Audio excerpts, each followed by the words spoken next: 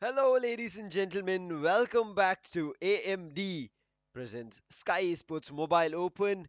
Partners is going to be powered by Loco, gaming partner Corsair, gaming storage partner WD Black. My name is Lucifer. Along with me, it's going to be back. That is going to be Tarun. But the main thing today is going to be the semi-finals. That is the last day, day six, where teams are going to battle out for one last chance to qualify into the grand finals. But before we talk about the teams and whatever, so not, what about you, Tarun? How are you doing? Because this is going to be one hell of a day, and I'm looking forward to how you're prepared for it.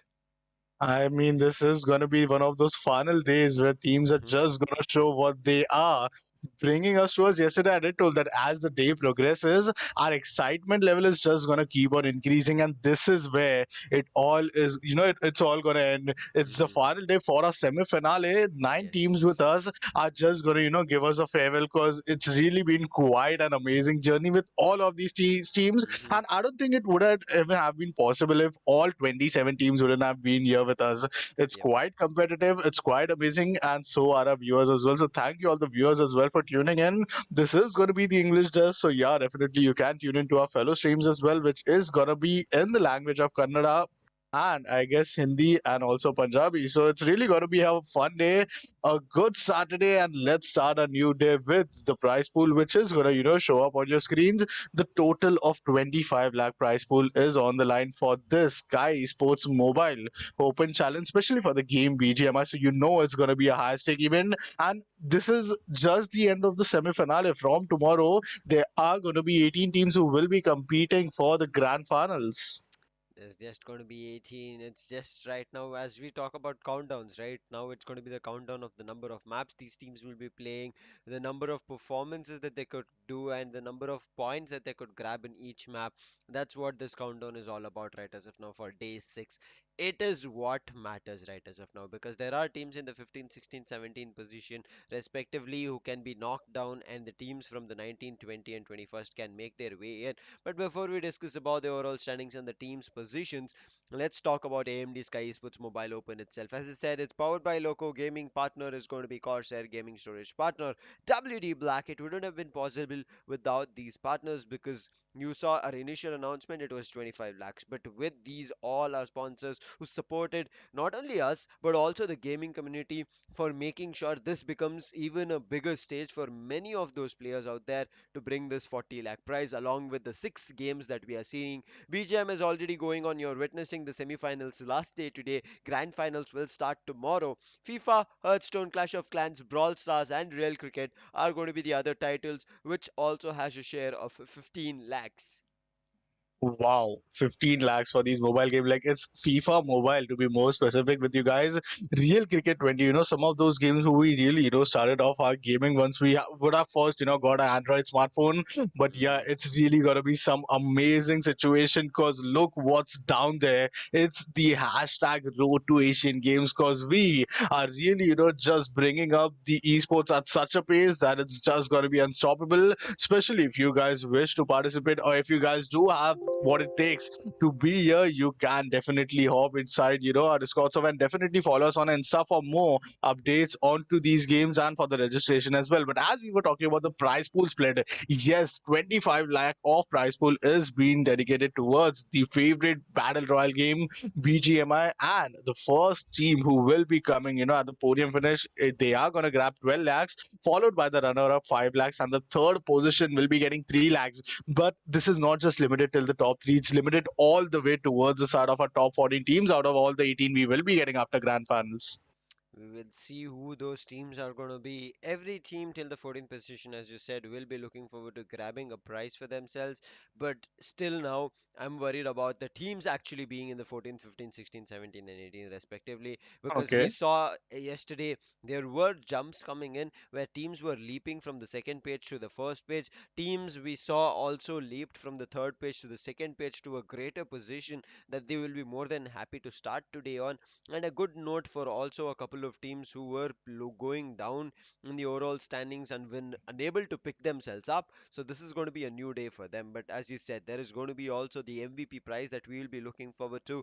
But once this day is over, the scores, the points, the placement points, all of them will be wiped Yes. to a clean zero. They will have to start from scratch, and I'm looking forward to how that works out for these various teams. But talking about how the point system is, it is right in front of your screens, and for all these days that you have seen from the quarterfinals and semifinals and grand finals, it's going to be the same. Winner, winner, chicken dinner. The team that places themselves on the first gets 15 points in total. Finishes, per finish is going to be 1 point each. Second position, 12 points, 10 for the third, 8 for the fourth team that is going to be coming in, 6 points for the fifth team coming through, 4 points for the sixth team, 2 points for the team at the seventh position. But 8 to 12 get only 1 point each, and teams from 13 to 20 get none. And that's what I'm worried about. If teams get eliminated very early on, somewhere around 13 and lower, they have nothing in terms of placement points. So I cross my fingers, hope they have gotten finish points for that particular game. Well, this point system has totally made things so much more excited, Sam. Because initially, all in every lobby there are going to be 18 teams who will get into, us in the playing path. But then again, five out of them will not be getting any sort of placement point, which really pushes them to actually depend more on the finish point. And when they go for a finish point, it really means that you can expect the early engagement of fight. And this is what we've been seeing since the very start of the day, that earlier teams were just playing a bit passive.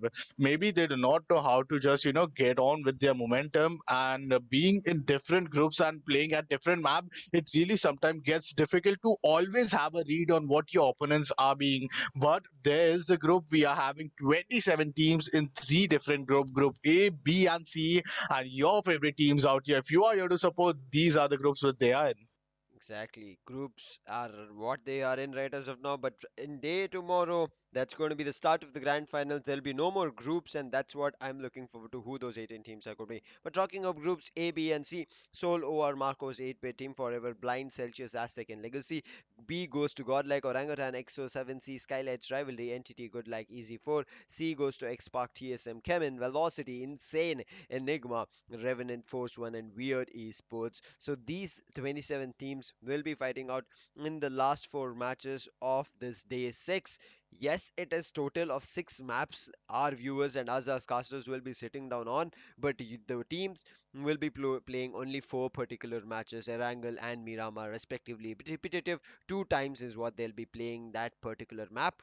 But how will they be able to manage it in terms of grabbing the points is what it all matters on. Whether the side of Easy 4 have a very close winner winner chicken dinner today, get it on board, because day 5 they did get that winner winner chicken dinner on the start itself, which brought them close to jump to the, I would say, second page. Hopefully they can I would say, keep that position consistent and make sure they qualify at least on the last map. All those questions will be answered today. Even the side of XSPARK, brilliant play coming in on day 5. They played, I would say, out of our expectations to come close and cement their spot in the next page, which we'll be talking about. But now talking about the overall standings of first page, you can see Insane still standing strong. And I guess one more match here, Tarun, we're going to see them hitting the Yeah. 300. I mean, this looks so doable at this point of time, Yeah, because I was really expecting, if what's going to be the case, is Team Insane actually going to do some record breaking gameplays here? Because already the lead they have got, it's almost of 59 points here. Well, Team EXO followed by them down to 229. They are at the second position. Team Celsius as well. Yesterday was the day that they came not only in top five, but they were actually holding the second position. Just 3 points down from Team EXO. It's going to be Team Celsius. SKYLIGHTZ Gaming, their placement point is one key reason that no matter, even if they have, I guess, almost 29 points down in terms of those finishes, they will still be inside the top five and team 8 bit as well.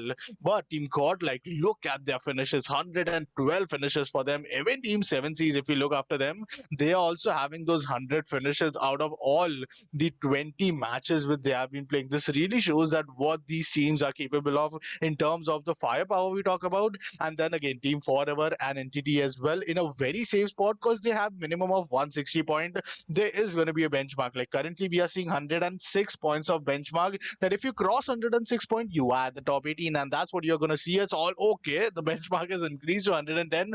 Weird Esports yesterday won the winner chicken and in the very last map. But yeah, you were talking about XSPARK. They are from 27 to the 12th position directly.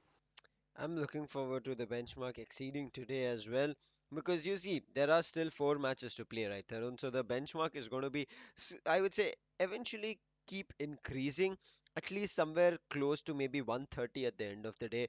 That might be where teams might be setting their position and confirming their way into the grand finals, who those teams will be. Because look at that, Marcos were in the page one in this overall rankings, and now they've been pushed to the second page. That's not looking good for them. I'm really worried if they don't have good games today, they have a chance of being knocked out because, yes, they might have a 20-point lead. But if one match goes bad for them and any of the matches for the team which is in the third page goes better, then Marcos can be eliminated, pushed out. Yes, before Yes. them, it's going to be the side of Weird and OR. But just imagine if Weird and OR both have good matches and Marcos don't, Yeah. they might climb, but Marcos can left behind. So there's so many probabilities that can happen. So I would say even the side of Revenant, CHEMIN, Marcos, OR, and Weird are still in a battling out situation, whereas TSM and teams above are going to be kind of safe. Not going to call them completely able to qualify because until all the matches are complete for today, we are not going to have a clear picture on the second page saying that all these teams will qualify. Surely, and that is what is making things more interesting. But here are the teams which you want to look out for. The most interesting, pair of teams. Team Force One, they were at the top 18, but they are just little 4 points down. The benchmark which we are talking about is increased to 4 points. So Force One, let's see how are they going to be, coming up with today's strategies. Are there any changes on no Team Esport as well? Always at the best place at the right time, but the firepower somehow they do not manage even after having the numbers advantage. Team Enigma out there, so, 2 matches for yesterday. They came inside the top five, and this is where they came from 25th to the 21st position.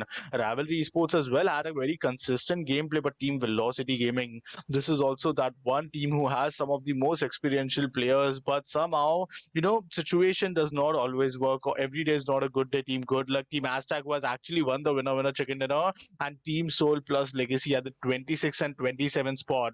Now, here's where things are going to get straight. You have 4 matches to play today. All these teams will be battling against each other at all the 4 matches. Two will be Erangel, two will be Miramar for each and every one of them. Out of which, I'm really excited to see that, which teams are going to be the one who will, actually come up as the top 18 teams, because it's not yet over until it's over, and that will be over after the map of Miramar, which we are going to see. Exactly. Top 18 teams. If you guys are also speculating like us, do let us know who those last 4 teams will be qualifying because we are not yet sure about them. But one big thing we can be sure is the top 5 fraggers who are, I would say, playing a very crucial role in their respective teams, starting off with the side of Team Insane. You can see that is going to be Goblin with 43 finishes. Right behind him, tailgating him, Fears not letting him move away and create a huge frag difference. It's going to be with 43 again coming in fierce from the side of X. So Jonathan, yes, did not have a great day yesterday. We saw the numbers of Godlike were falling down because of which, as a team, they could not play. So Jonathan right now at 38. Yes. As I said, they are going to be qualifying. They do have the probability there. They are already in the first page. So Jonathan will be looking forward to a lot more frags today, being the last day for the semi-finals. Adi from the side of Team Insane also has started making his way in. He is one of those players from the side of Insane who are showing new talents in terms of using those sniper rifles for, I would say, taking down the opponents, which is kind of right now in the BGMI world dying down. I would say everybody does not prefer the sniper. They eventually use a 4x, 6x, or whatever it may be in terms of using that scope along with the AR and try to spray down the opponent at whatever range they are. Along with him, next it's Yes. going to be the side of Spray out from the side of Seven Seas, who's also made his way in. But the side of Seven Seas as a team still need to pay attention to where they stand in the overall standings because they're in the second page, might be eliminated as of today. Yeah, I mean, Zgod was also one of the contenders at the top five, Hmm. but here is the schedule. There is going to be six matches, which you guys are going to witness today. All your favorite 27 teams, they are going to go up against each other. We start the day from our home map of Erangel. It's going to be between the side of Group A and B. So up next is going to be the map of Erangel, which you will soon get to witness. Then later on, we are going to continue with Miramar, and the sequence goes on. It's going to be Erangel, Miramar, Erangel, Miramar. But then again, the groups changes. If you look after A, B, then AC, then BC. So you see, this first half is totally going to be two Erangel plus one Miramar, but the second half of our stream is going to consist of two Miramar and an Erangel. Exactly, it's two different phases I would like to call. I mean, it's not me. It's I would say Gemzo Tech YT on the Hindi desk who says this is phase one of Erangel, phase two of Miramar. Because in phase one you see two maps of Erangel. In phase one you see two maps of Erangel, and in phase two you see two maps of Miramar. So I think like first half is the Erangel half, second half is the Miramar half. We will see that, but yes, in between both the halves we will see Miramar and Erangel action as well. I'm looking forward to which team is going to be capitalizing, but as you said, starting off is going to be the side of Group A and B. The side of Team Group C will not be playing on the map of Erangel to start their day off. It's going to be on the map of Miramar, but we'll talk about that when that group comes into the picture and when they will be getting down and the flight starts going through on the map of Miramar with the flight path and the zones. But now let's talk about the map of Erangel. What do you think, Tarun, if there's going to be a specific strategy coming in today? Because this is the last day, every team has to do or die situation is what they are in. Yes. What should they perform? Do you think they should be calm and composed or just go out guns blazing? I really think they could go out guns blazing because calm and composed they have been, I guess, for more than 3 to 4 days. Hmm. Yesterday, there were some of the fights where we saw that teams are getting, like eliminated very early. Now, when you talk specifically about it, angle specifically about Group A and B, it's going to be Team Soul, Team OR, Marcos, and even Team Godlike plus Orangutan. Drop clashes are being there towards the start of Yastana. We every time see Shelter Viru dropping down and getting eliminated from one of the players like OR Aditya because they are drop clashes because you can't drop into such a similar location with different pair of group. But just to before we start, just a giveaway alert to all you guys, we are going to be giving away Royal Pass in case we hit the 20K watching mark in Loco. So do tune in with us in Loco app as well because there you will get to see non-stop battle and action for today's Sky Sports Mobile Open semi-finale day. It's the finale day of our semi-finals, so you are going to get all the teams who will be qualifying for the grand finals. And in case you guys share with your friends and definitely make sure that all you guys tune in with your BGMI squad and we hit Exactly. 30K watching, then it's going to be 30 Royal Pass giveaway overall. Exactly, who doesn't want, right? I mean, this is one of the reasons, and we have seen benchmarks way about this being set from our viewers itself. So this is a small number for them, and I'm pretty sure we have going to reach it very, very soon. And I'm pretty sure they're also waiting for Yes. when that giveaway day is. That will be announced very soon when the passes will be given out to everybody. So make sure you're tuning with us, tuning us on Loco every time, on every day, so that you do not miss out on the opportunity if the announcement happens in a couple of minutes. Surely, and as you were talking about, it's going to be the first map at Angle. This is the AMD presenting the Sky Sports Mobile Open gaming partner Crosshair, gaming storage partner WD Black, and this stream is powered by Loco. Road to Asian Games is the hashtag because this is actually just a start before some massive, upcoming events which will be witnessing by all you guys in the year 2022. Well, Hmm. it seems to be that BGMI Sky Esports, this is going to be, the final tournament for 2021. So this is what makes things more interesting. What makes interesting is that by morning I was just thinking, will Insane Esports actually cross 300? Well, Oh. only 12 points different. Jonathan out there has won 5 MVP in a streak. Is it going Hmm. to be the sixth time? Because, yeah, this is a semi finale, so it doesn't count. But, yeah, grand finale, it would be counting. And also, that team insane, the level of performance which they are having, followed by Celsius and Team EXO. Team EXO did won the last tournament, but these two teams out there are actually proving themselves to be quite at the right place as well. And what are going to be your expectation? Do you think that followed by Insane Esports in the podium finishes, is it going to be extra and Celsius, or maybe we can expect Skylights Gaming, or maybe even Godlike, whom we rumor about that they in the last they just go all in attack and somehow they actually give some of the most impossible comeback, which makes their fans go crazy. See, it's going to be semi-final, so right as of now, I'm not going to be expecting something particular from all these teams who have that potential because it's the last day for the semi-finals. The main motto right now is going to be qualifying into the grand finals.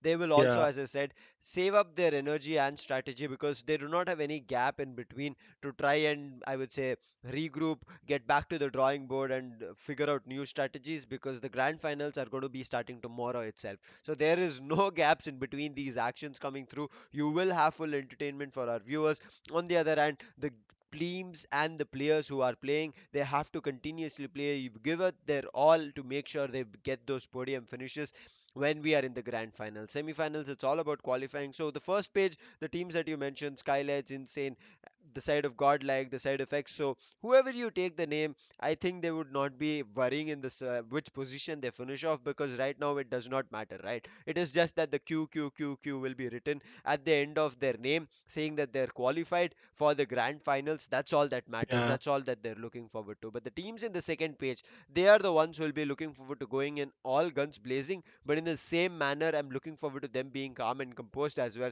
because there are some teams who can actually jump from the third page to the second page as of today. The probability is there. We saw the side of Force 1, we know the side of Easy 4 also. They're very close to jumping in because right now the difference for the side of Force 1, as you said, Tarun, is just going to be 4 Oh, points. If you count it for the side of Team Easy 4, I guess it's somewhere around 12 to 20 points, somewhere in between that. So, yeah. not a lot. So, if one map goes bad for the side of Weird or the side of OR, they can be immediately pushed out, and both the teams, such as Force 1 and Easy 4, can make their way in. These are the, I would say, sneaky instances that can happen in the overall standings at the end of the first match itself or at the end of the last match. That is only going to be witnessed when we see the overall standings after all the 6 matches for the day, particularly 4 matches for every team. Well, particularly 4 matches for every team and all different teams and different maps. I'll see, it's going to be very interesting to see. But Hmm. first map, it's going to be the map of Erangel. We are just expecting to see what the plane path is going to be. And Yes. then we can really anticipate how the play zone is just going to start to play them tomorrow. Out of all the maps of Erangel, if you remember, it was so amazing that Oh my. zone was actually just going, it's really unanticipating that where could you really expect it to go. It Hmm. is quite common in classic matches. We do expect the zone to go completely towards some of the sides where usually it does go, but every time it's just kind of changing its pace, changing its location, and that really push the team also in a very unfortunate condition that already they are in quite pressure. The biggest Hmm. pressure right now for most of the teams out there, especially those 6 teams who are between the 14th and the 23rd, that how are they going to qualify? And after those qualifications, they even have to worry about the zone, the fights, the positioning points, and also what their opponents are going to perform. Because eventually, if one team goes up, it really depends upon that which team is coming down as well. If they are also constantly adding up the similar point, if all the points go constantly, there's no change in the group. Even that there's no change in the overall standings. But if any Yes. team goes above having those those additional points, then it could really add them up just as it did for the side of Team X Park. We'll see how it's going to be adding up for all these teams. It's not going to be that easy for them to add all those scores and get to the second page or even the first page if any team is looking forward to, because every team is ready to give it their all. Let's see if it's going to Yes. happen because we are heading into the map of Erangel. This is going to be the start of the semi-finals, last day, day 6. We are going to see the first map of Erangel. Not a clean split, but a split where all the teams can get to their drop spots and be happy with it. Well, here we go. The plane path starting things off from the side of southern to north area. Very, very great plane path. You can't really expect directly an eastern or western shift. Nothing more to favor for military base, maybe. But, well, you have the teams with, on screens as well. It's going to be Team Soul, OR, Marcos, 8-Bit, Forever, Blind, Celsius, Aztec, and Legacy, to be very precise, because they really have to cope up. Rivalry Esports once again going in for the side of the Prismog. Team East 4, they have the whole military base for themselves, but they look to play it safe because yes, it's the day 6, and these are going to be the final day for you to add up all your points in the overall standings. From the side of Group B as well, it's going to be Team Godlike, Orangutan, XO7C, SKYLIGHTZ, Rivalry, Entity, Good Luck, and E4. Team Godlike, you can't really expect them to go all the way towards the side of Yasiana, but then again, Team Soul, they might not go towards their usual drop location, and yes, it goes towards the side of Shelter. Shelter, Team Orange Rock is also there, so it's important for Viru to just, it's important for Viru to deny the drop clash between both of these two players, because here all four teams aren't dropping together. All four players in each and every team are dropping separately, and there goes the play zone. As we talked about, either it will be an eastern or a western shift denying the military base. It totally favors, you see, the side of Pochinki totally favors George Pool, especially those upper Zarki area, which could be some possible, shifts within the zone coming. But yeah, Gut can query, those are one open fields where teams would really be anticipating to just rotate and have a very safe location to survive the early 15 minutes. Early 15 minutes, who's going to be surviving is the question that you just portrayed. Let us know in the chat who do you think is going to be getting this winner chicken dinner as well. Make your predictions of which team has the highest probability, because every team, as we said, is looking forward to that winner chicken dinner. But the team that are being denied right as of now in the start is going to be the side of Team Good Luck. I think they're having an initial Oh. drop clash with the side of Team Soul, and yes, that is going to be the confirmation coming in. Vedant will be falling out from the side of Good Luck, so that's going to be the early casualty and the first casualty on this map of Erangel. There are players who've been lost. Now it's going to be Moscow who's being pushed, and he does not have a gun to play with. He's looking for a melee. That is Oh not my going to god. happen, and they will show how to melee and immediately melee back and eventually get that last finish as well. Johnny, the last surviving player, he as well has no weapons, and at least the previous player, I think he had some pills or adrenaline shots that he could use. But now the player who was surviving, Oh. Johnny, had nothing. But OR, Evo, and Jelly drove right past him. Yeah. But because he was prone, nobody got the clue. Wow, like what a way to even survive. He was kind of unlucky for, just having the drop clash, but at the moment he might feel even lucky to survive and not get eliminated. Well, seems as if, Rox and you are already on a hunt with this buggy out there. This is the starting phase. In 55 seconds, the play zone is going to start to shrink in. Team Soul, 428 meters far from their first safe zone, so they definitely need to capitalize on each and every second which they have to get the loot, to get the armory, to get the loadouts, and definitely the medkits and util as well to survive for the next 15 minutes. Well, Team Celsius here, they are looking quite good. Drop down from second to third position. But yeah, four players who is going to be Apollo, Karthik, Dreams, and Max will be looting on towards the side of Lipovka.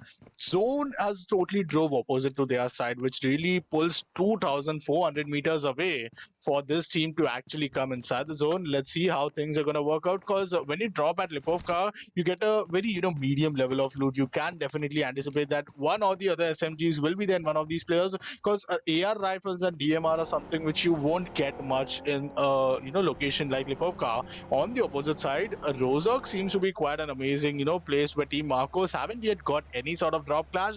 All four players already with the loot, and they are already with the rotations as well, which has been started. Let's see where the four players are going to head on to. The team OR Esports, which is going to be Orange Rocks, has also just taken on to the side of schools and apartments. So it's very much, you see, a silence before the storm comes in, that kind of phase. See, every storm, right? Whenever there is going to start off, there is going to be silence. There is going to be kind of, I would say, uh, we talk about the sound, right? When you like can hear the hairpin drop, and that's the amount of silence that is going to happen. But then eventually it's complete chaos. You can see magazines being emptied, you can see the shells are falling down. It's going to be just a chaos from all these teams, and I think that is what is going to happen. Yes, eventually it's going to be a very slow start. Certain times the drop clashes, as we witness, is one of the things that we always witness. But as we progress, the main question is, are the side of Team OR or any other team that are going to pick up the fight ready for the battle? Because talking about the overall standings as well, to try and include it here for our viewers to know, the side of Team Orange Rock is right now in the 17th position, so very close to being Oh. eliminated. So they have to pay attention to whether they can qualify or not in terms of grabbing the points. So they have to play it very strategically. If they don't pay attention, they might be eliminated. And once you start losing numbers, right, you start losing your control over the map. This is, something quite a big question because Team Orange rocked down at 17th position. Well, I'm really excited to see what this match they are gonna, let us know, prove themselves. Team 8-bit, on the other hand, they one of the most, consistent team, and Team 8-bit won't even get engaged in any sort of fight at very early times. And in case any of the players even comes down as a casualty, you cannot really anticipate that Team 8-bit will just be eliminated at that very spot. One or two players might back off and might be surviving till the very last zone.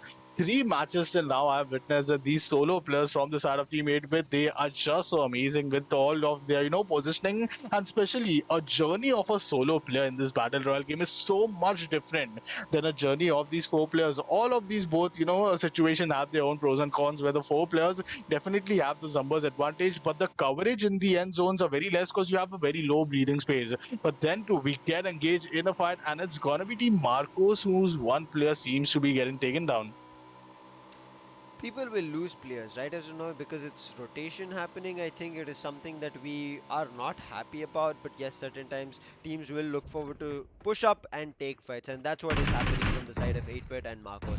Marcos have already lost a player, as you did mention. There was a knock, and that also gets confirmed. But this fight at Everest, the way the side of 8-bit are taking this head on is looking brilliant. It looked like Marcos had the control, but the way the side of 8-bit with the grenades, with the mollies, with their rifles are pushing down the side of Marcos, it is very difficult to take a uphill battle, Tarun. And the side of 8-bit are making it happen. Ronak gets caught in his vehicle. That's going to be a spray coming in. Does not connect to Ronak, but I'm pretty sure his vehicle has taken the brunt of all those bullets coming through. Let's see if the vehicle is going to be surviving. He again goes to a lower ridge advantage where he's trying to escape, I suppose, because not having the player advantage, they should look forward to start escaping. But if they don't, they will eventually start losing all their players. And you know what position they will be eliminated. They were already at the 16th position, but G7, he gave away his position. The damage has been done. The side of 8-bit are pushing in. Madman will be able to do the damage, but he was the last surviving player, and the last surviving player, that was Juicy and Nexus, make it work and get their last two players who are knocked as well, and all the four players will survive. But Marcos, with zero finishes and zero placement points, will be eliminated. So again, they are in a tough spot where they could be eliminated if they don't grab points. So this map is done for the side of Marcos. Only three more matches remaining for the side of Team Marcos, but Team 8-bit, how could they really, be so aggressive at this point of time? Just going all in, not even fearing any sort of scenario. But Johnny, being the solo player remaining from the side of Team Good Luck, well, he too gets taken down, and that's going to be Team Soul who actually gets the kill confirmed. Well, that's a Western Central shift. Some parts of the water area, Zarki, Searni, and the bottom Query Ferry Pair area is going to be denied. Even school is out of the zone currently. So, well, this is quite a centric shift. We are really seeing Team Celsius to come all the way towards the zone. Team Esports as well, giving some late rotation. But Team 7 Seas, well, they are not looking to engage in any sort of fight unless they go towards the later 15 minute after, the survival phase, ends. Loot phase has already been done. Here is the rotations coming in from each and every team out there. Team Godlike as well seems to be as if they have engaged in, fight, and to disengage is going to be unfortunate because against them it's going to be a player, Destro, coming in from the side of SKYLIGHTZ Gaming.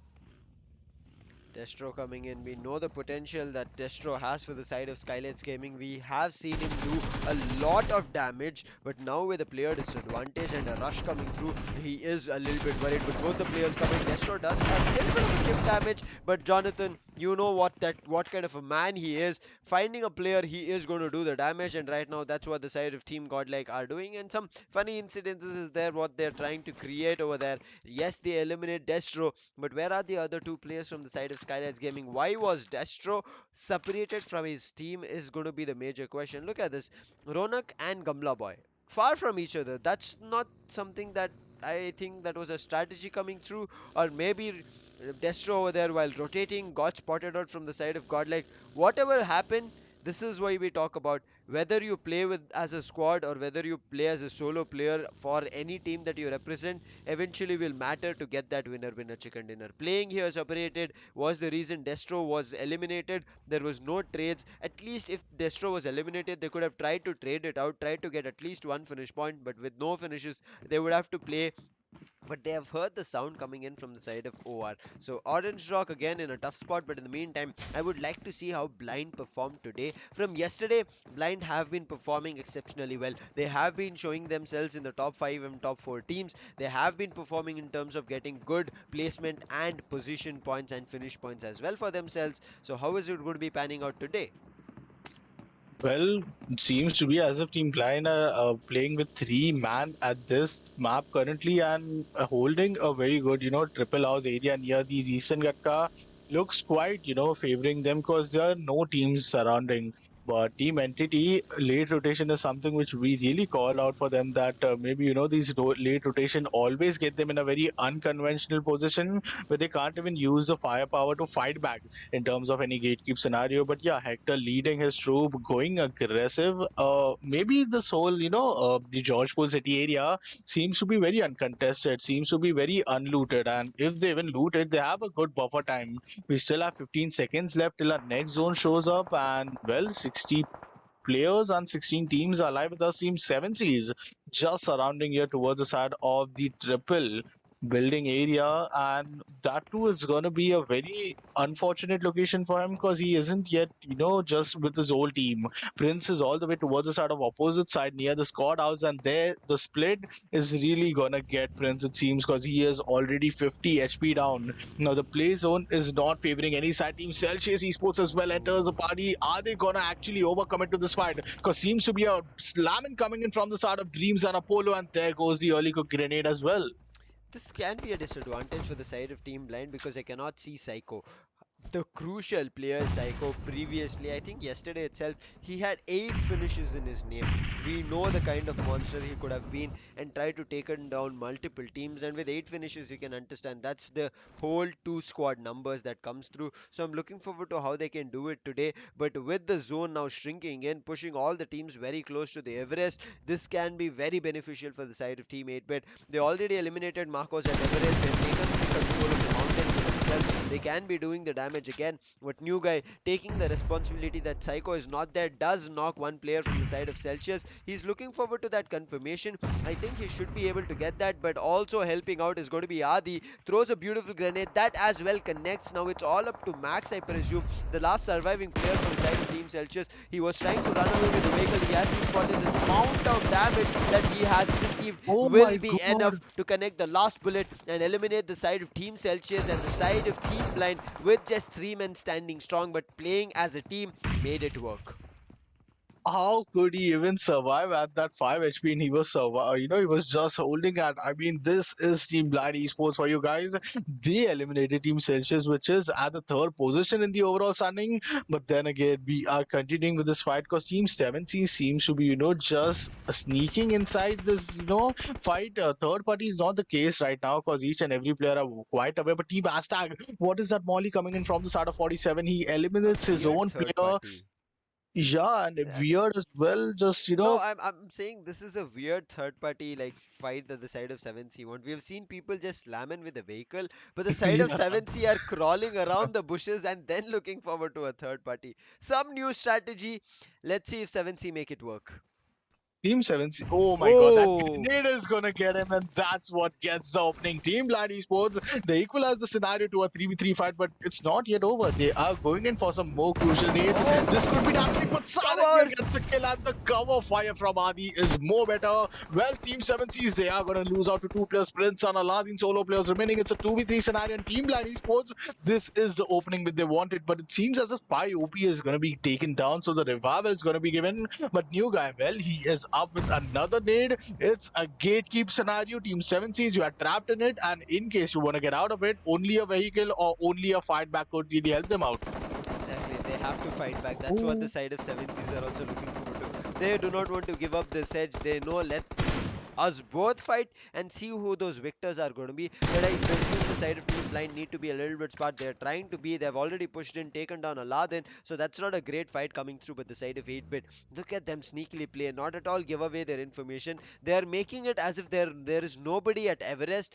They're making sure OR come in as bait and try to finish them off one after another. Tsunami retreating, taking up a vehicle, giving some noise so that he might be the only player as if he's rotating or something. I'm not too sure, but eventually after hearing those sounds, the side of OR along with Evo has understood that there is going to be a team, and if he wants to contest, he needs to be sure that he's relaying information. Right as of now, he does not have the, I would say, all the information of which team is there and what number of players are holding here, what kind of resources they have. So OR still playing this Everest a little bit slow.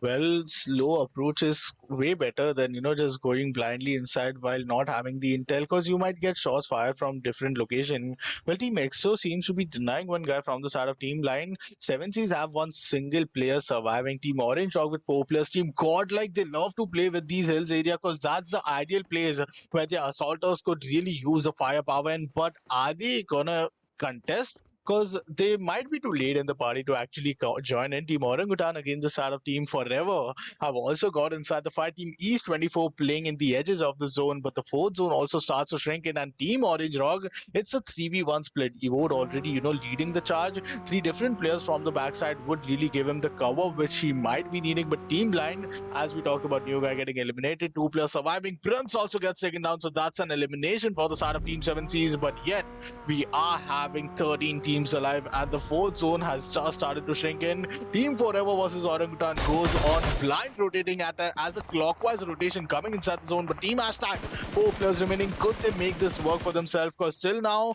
we have rarely seen these guys actually just surviving it up with all of their 4 players advantage. Let's see who is going to make use of the advantage. 8-bit still holding it out on the Everest, but right now it's going to be very difficult for them because multiple teams are looking forward to try and push them, and this is where the side of 8-bit can be having a difficult choice and a fight whether they should pick it or not. But talking about another fight that the side of Orangutan need to debate about is going to be the number disadvantage fight that they would have to be playing through with this map of Erangel as they progress. 8-bit looking forward to pick up the fight, but they are getting surrounded from multiple teams. I'm looking forward to if those multiple teams actually pick up the fights in the lower round and then start pushing in on the side of 8-bit, or is it going to be the other way around? They push up towards the side of 8-bit, take the higher edge advantage and then try to make it work. But it looks like 8-bit, after gaining the information, they found a knock, I guess, on Jonathan. I did not pay attention to the kill feed because it was looking very precisely on the screen. Jonathan is knocked. The Yeah. revive will be given. There's going to be a molly that gets tossed from Tsunami, but it actually does not connect. There will be a tree cover through which the side of Godlike are holding it out. But right behind them is going to be, I guess, the side of SKYLIGHTZ also pushing in. AZTEC on the other end, right in front of Tsunami, and right behind the side of 8-bit is going to be the side of Team Soul also trying to make their move in. So whatever the side of 8-bit are doing here, they need to act fast. If they let anybody gain pace and start moving in, that's where life will get difficult for the side of 8-bit, and a higher ground advantage will not pay any dividends. Godlike is trying to gatekeep multiple teams, but they are also out in the open. If they fight there for a long time, they will give away their position, and eventually they also might be third parted in that same open position. Well, Blind Spy OP also gets taken down. It seems as if Team Blind is going to get eliminated at a very unfortunate location. But Jonathan finally might, come up with some opening. Look at the play zone. The play zone is playing with each and every team out there who is just facing off against Team 8-bit to actually climb up this, George Pool Mountain area, as you like to call Himalayas. But Tsunami, is he going to defend his peak is a question. Neo is just not having any intel onto Tsunami. And Tsunami is at a very godly spot. Takes out Jonathan, takes out a massive damage, I'll say, because he somehow survives it because of the level 3 armor and the level 3 helmet, and that's why you want to have always the better armor and helmet to give you this competitive edge against your opponent. Well, fight is 10 down towards a 3v4 scenario. Team 8-bit, all the players are surviving, but then here comes the third party from the side of Blind, and the kill confirmation could be down for Neo. Can Neo be revived? Well, Jonathan also gets taken down. Quite an unfortunate scenario because Team Orange Rock, they have heard the sound cues and they will definitely be rushing into gatekeep.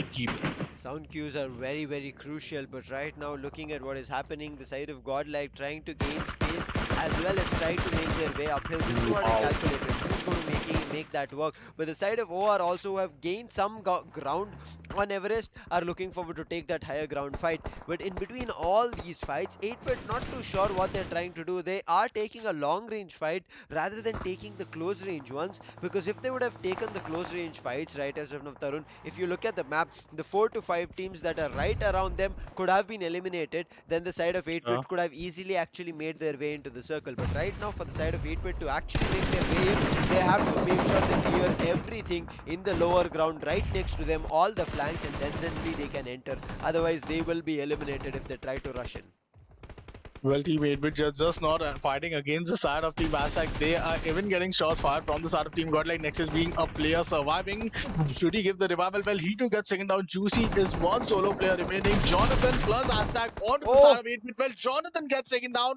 The armory is totally broken. Z God being the solo player remaining from the side of Godlike as well. And Juicy from the side of 8-bit. It's going to be one of those 1v1 scenario. But AZTEC is also that surprise element for each and every team out oh, there. Well, Juicy! Juicy takes down the final guy, and that's such an amazing, I'll say, clutch coming in, because ASAC Esports, they did have the numbers advantage, but now they get eliminated at the 8th position.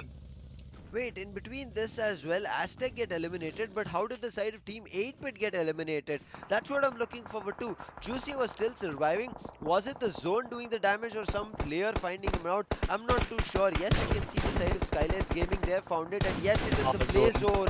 Oh no, the side of 8-bit were looking so good. Now it's all up to the side of Godlike. That is going to be Z-God, the solo survivor for the side of Godlike, to try and make it work. But the side of OR, they were a little bit brilliant. Even though they had the high ground advantage, immediately rotated, because right now looking at their position, they are a little bit close to the circle edge, but they're not yet entered. So before that they can enter, they have to finish off a fight, but they are getting spotted from the side of Soul. They are being knocked, and it is making life difficult for them to enter. But I did also see another team who's looking forward to maybe do a third party, but before that it is going to be Z-God trying to make sure his team survives. But with the last 5 teams surviving here, Z-God might be aggressive and also try and isolate multiple fights.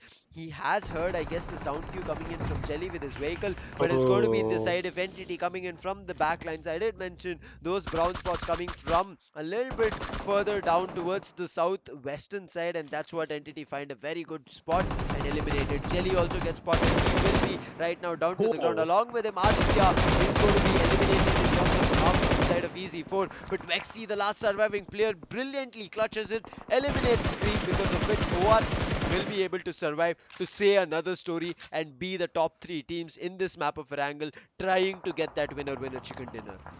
Well, East 24 was just on such a good spot. Each and every player was just getting taken down from the side of scrims as well. But then one solo player and he takes him down. Team OAS, they still have their hopes alive, because Vexy is gonna survive and actually even revive both of the players down on their knees.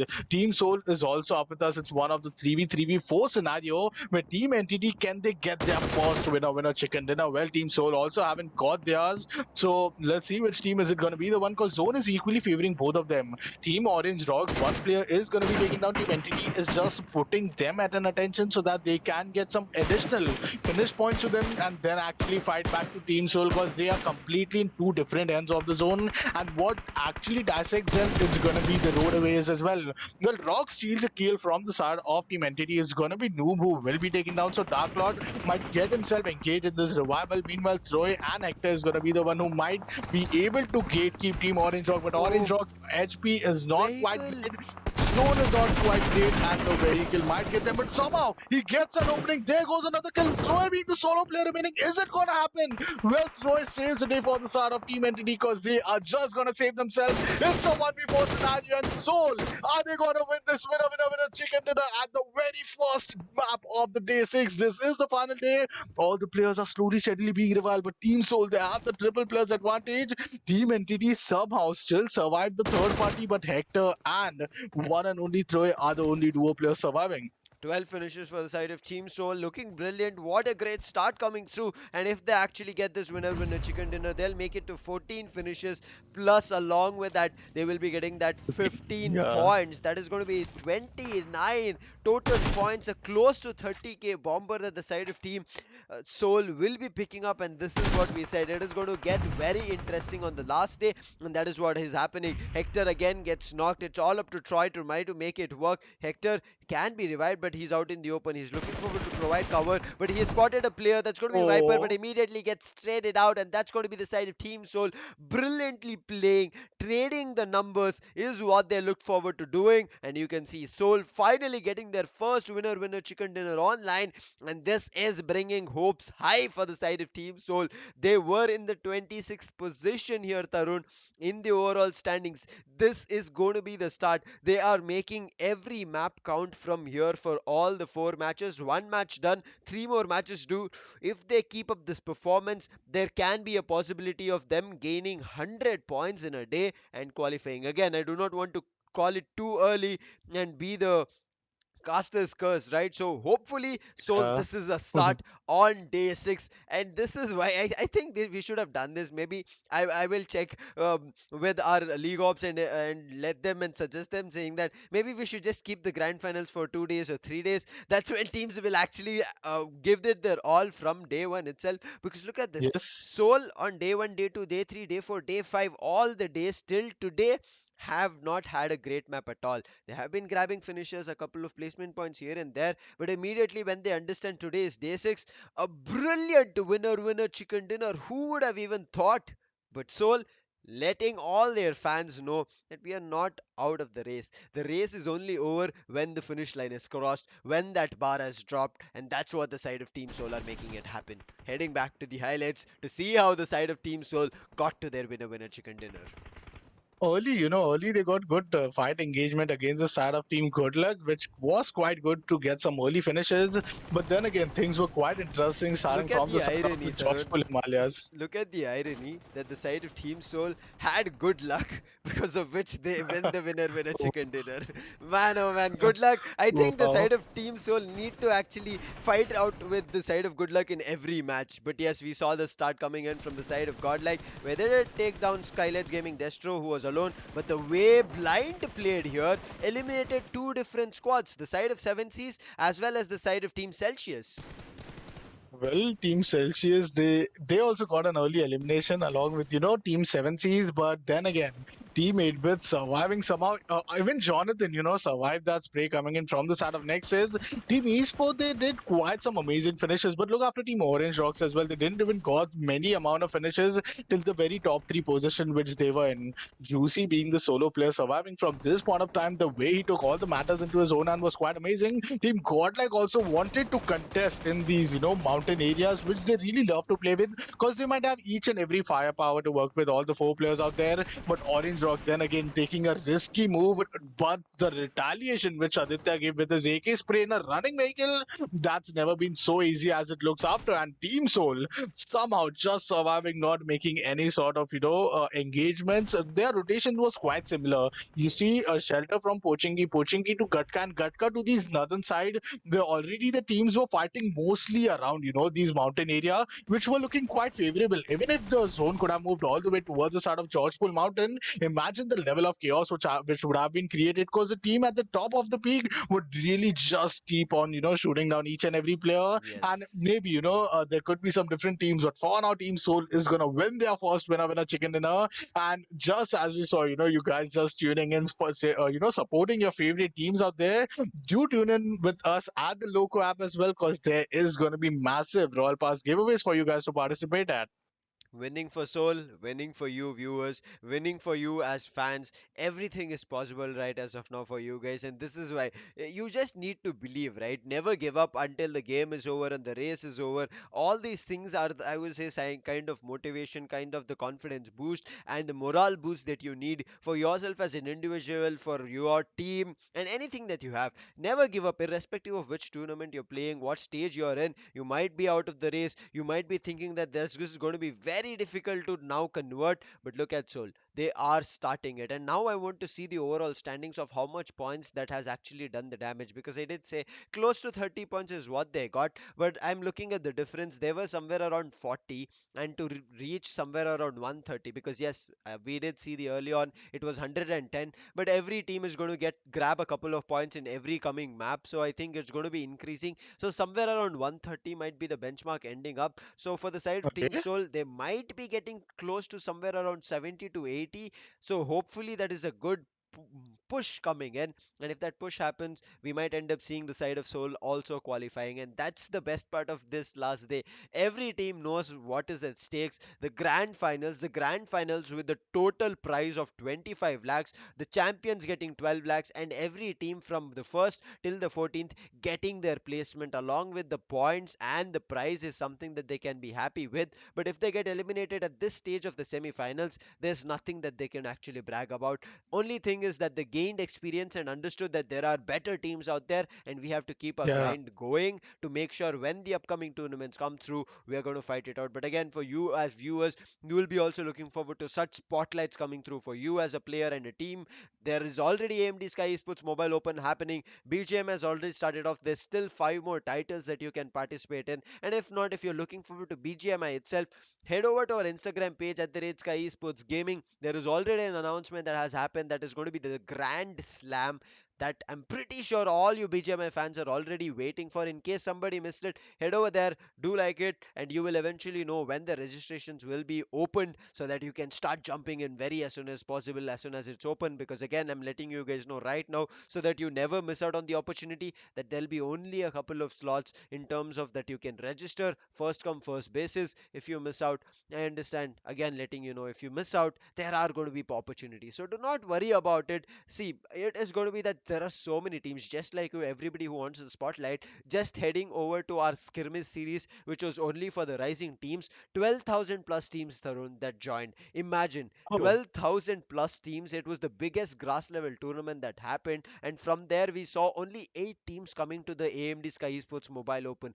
8 top teams. You need to understand how refined, filtered from 12,000 plus teams, we see only 8 teams yeah. coming through. So it's not going to be easy. But again, just like the skirmish series, there's going to be a lot more teams for you rising teams out there. We'll never call you underdogs because the kind of potential you have, even the Yes. team, even the professional teams are worried about you guys. I'm telling you, I've heard their talks that they say that these teams carry firepower. It's just the experience that teams lack, and eventually with the performance that they're showcasing, as they progress, that experience will also come and they will be a better team. But right now, I'm excited. Overall standings about to come in Yeah. front of our screens, but this also excites us for the upcoming matches, letting us know there can be something very, very interesting happening.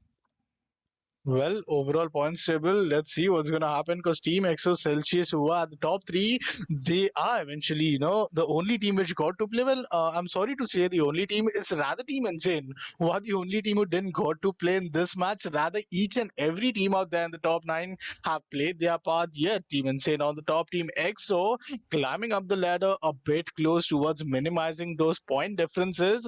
Four chicken dinners for Insane, Team EXO with one, but yeah, they are at the 231 spot. Team Celsius at the top three. Team SKYLIGHTZ Gaming as well, who had played with us. They did got a bit of, those mid surviving areas where they got eliminated, but Team 8 bid at the top five. Team Entity takes a good jump, and so does Team Godlike as well, pushing down a bit down for the side of Team Forever and Blind. But well, this is a very safe zone. You said like the benchmark could really be expected to be like a 160 or 150, but out of all these teams who are already crossed 170 130. and have, yeah, like 130, okay, 130, Yeah, that's yeah. 160 another is thing. like I will be ready to give up anything. I will say if the teams actually get to 160 from the last page, it's going to be a very tough battle. You see, if they're at 40 or 50 points and they have to get 160, it is a tough choice and a tough battle that they have to pick it. But again, it is possible, and that's the reason battle royal it is. But qualifying into the second page is what I'm looking forward to. That's the reason I said 130 as the benchmark. Well, seems as if Team Forever, Blind, Godlike, Entity, 8-Bit, and all the top five teams as well are going to have a very safe location. So, might the preparations go on for the grand finals? But Team 7 Seas, well, they are looking at the 10th spot. I would really like to start to call off from the side of Team 18 as well. Weird Esports is still us. Marcos Gaming drops down a bit. The third positioning from the side of Team OR Esports in this very specific map of Erangel really pushes them at the top 14 for now.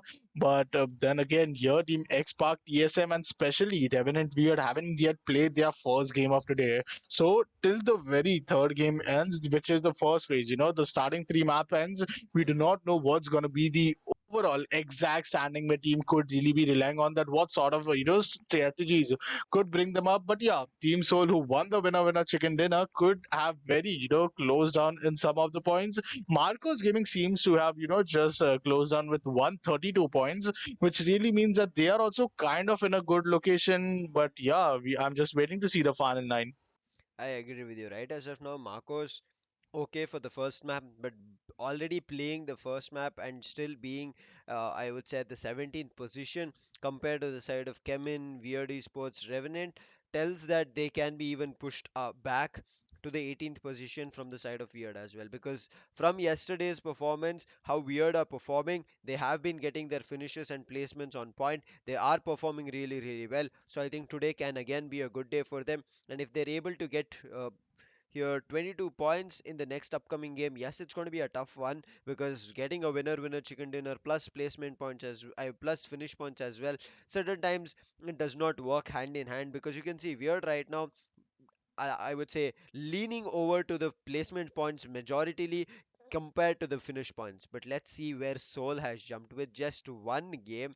97. I thought it would be somewhere Oh, around 70. So I think they were already somewhere around 70 points. And that's the reason with the addition of 29, they've jumped rightly into 97. And you can see how close this is coming to be very edgy that which team can actually enter into the top 18 and qualify into the grand finals. Anything can happen, Tarun. Anything. yeah. Everybody has to be prepared for it.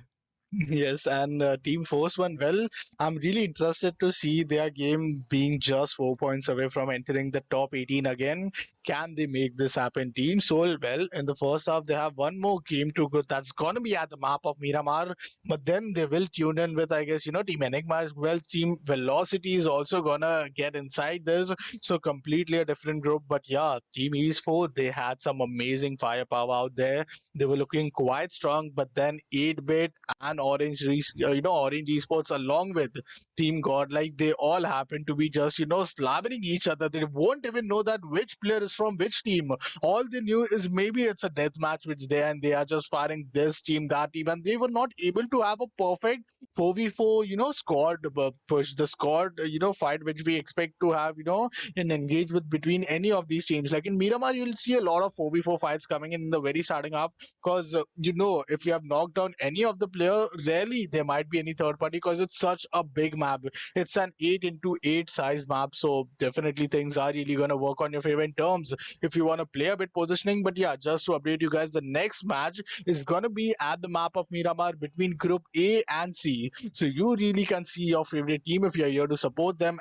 And XSPARK, TSM, CHEMIN, Velocity, Insane, Enigma, Revenant, Force One, and Weird Esports, they will get to play their first game as well for today's day 6. This is why we said, Tarun, that all our viewers just keep supporting your teams. Anything can happen from any groups, from any teams, and completely perform in a brilliant manner. And I'm looking forward to which works out in any of these teams' favor. As you said, it's going to be A and C playing their first map of this last day on Miramar to start it off. I mean, something that they would be maybe okay with, also something that maybe if they have a great map they'll be more than happy because that is going to be a good start, just like the side of Team Soul had. But again, Team Soul, after that winner chicken dinner of 12 finishes, they'll be looking forward to doing it again on this map of Miramar. They are playing it here. They are going to make each and every map count because after this map of Miramar, they'll not be playing, I would say, the immediate map coming in. That is going to be Erangel. They will be playing it later again,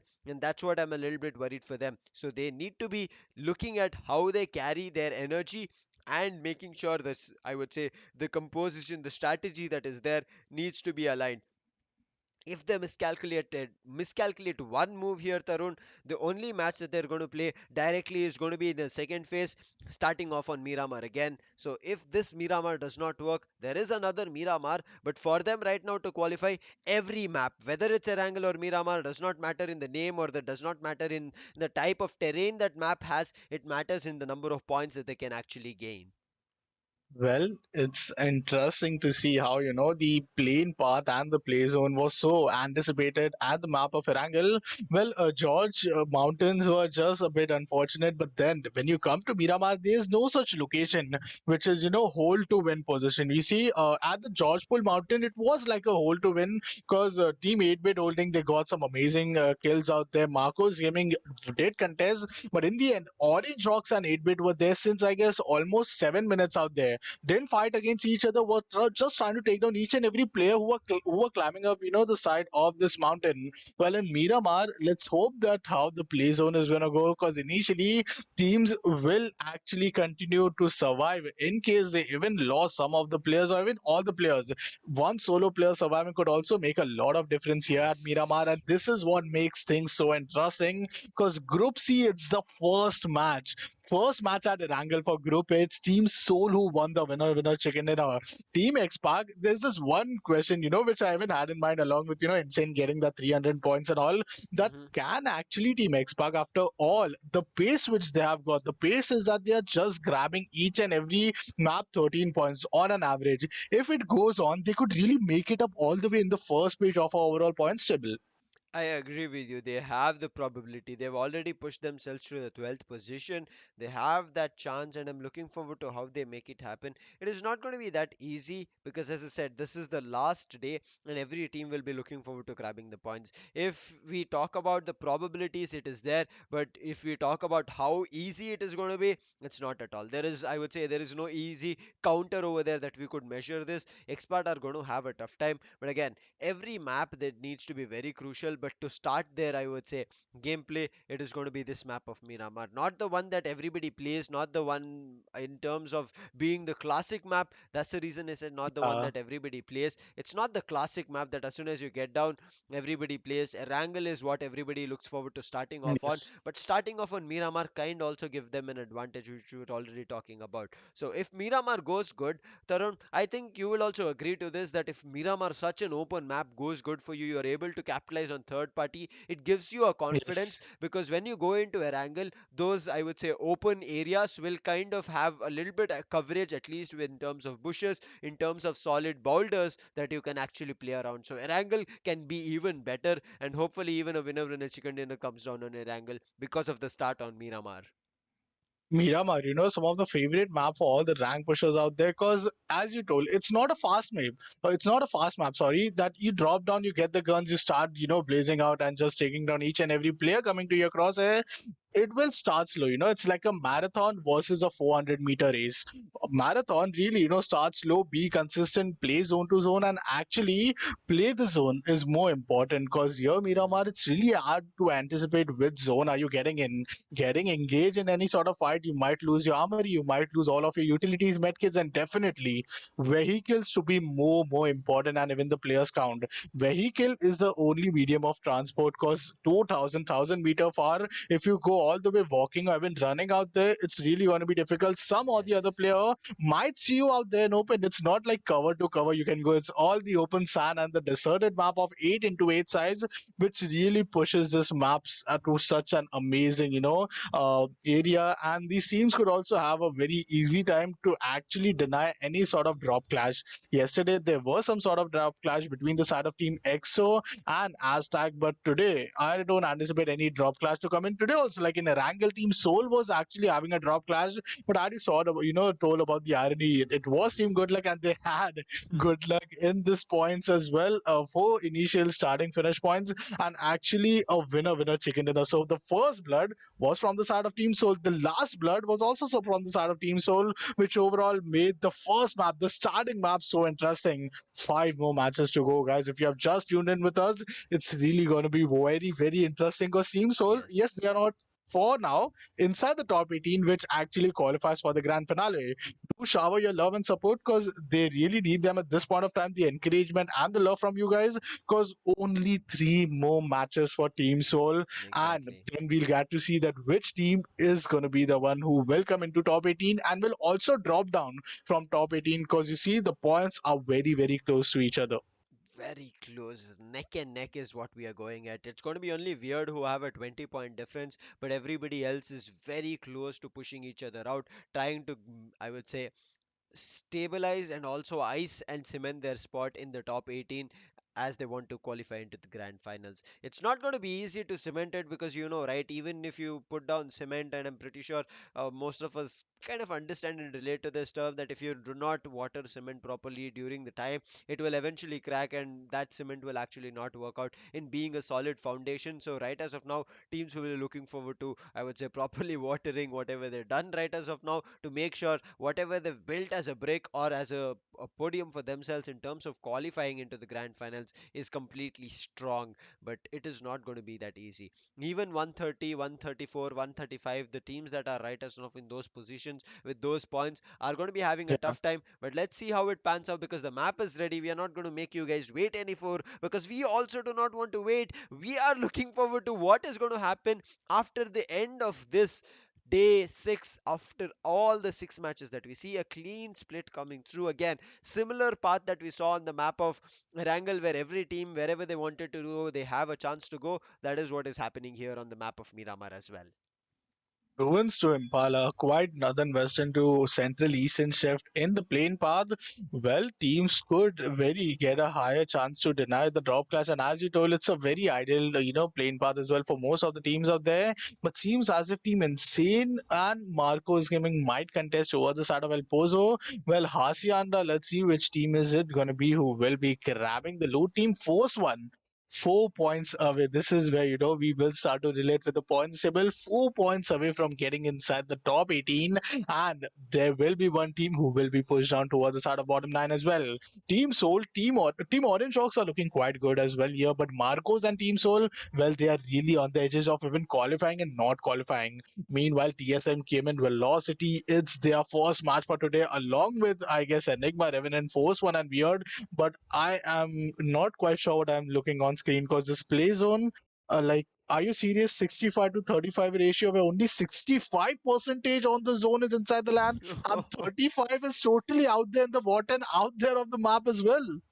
This is why I enjoy the zones, Oh because my one thing god. is I'm a caster, I'm not playing the game, so I do not have to deal with this kind of a pressure that comes through while you have to rotate, while you have to make sure you get good loot. You also have to make sure you do not have drop clashes, you have to make sure you do not get separated from your team. All these things happening that I don't want to deal right as of now. But at the end of the day, along with our viewers, I'm more than happy to sit alongside you, cast this, and also enjoy with our viewers. And that's the reason, as you guys are enjoying, make sure you're ready to start heading over to Loco. That's where the giveaway will start happening as soon as you reach the benchmark of 20 and 30k. As you saw, 20 or 30 royal passes will be given away depending on the numbers that you help us reach. We are looking forward to it. Follow us on both the platforms, like and subscribe, and hit the bell icon here, because as soon as the semi-finals gets over, tomorrow we are going to start the grand finals. All the 18 teams have to again fight from tomorrow, so there are no breaks in the action of AMD Sky Esports Mobile Open except for the Monday, because as a team of all these players and also the organization and us as organizers, we have taken a mutual decision so that the players also need rest, because you understand, right? Imagine the amount of energy that every team actually puts forth to keep going through with all these maps continuously without breaks, so that Monday is going to be a rest day to re-energize themselves. But before that Monday kicks in, it's going to be the side of 8-bit looking forward to kick in through the side of Team Kemin and trying to eliminate them. But the side of Kemin, they are not going down without an answer. They are also answering back. They get a knock on Nexus. Not yet a confirmation as the side of Team 8-bit have given on the side of Kemin earlier itself. Wow, Juicy, what a godly position to be at. As the intel for two of the opponents play out there, Omega is going to be a casualty from the side of Team Kemen. But then again, they are against the side of Team 8-bit. Team 8-bit looks to be in a good numbers advantage where each and every player are such position that they could really anticipate where the push is actually coming in from.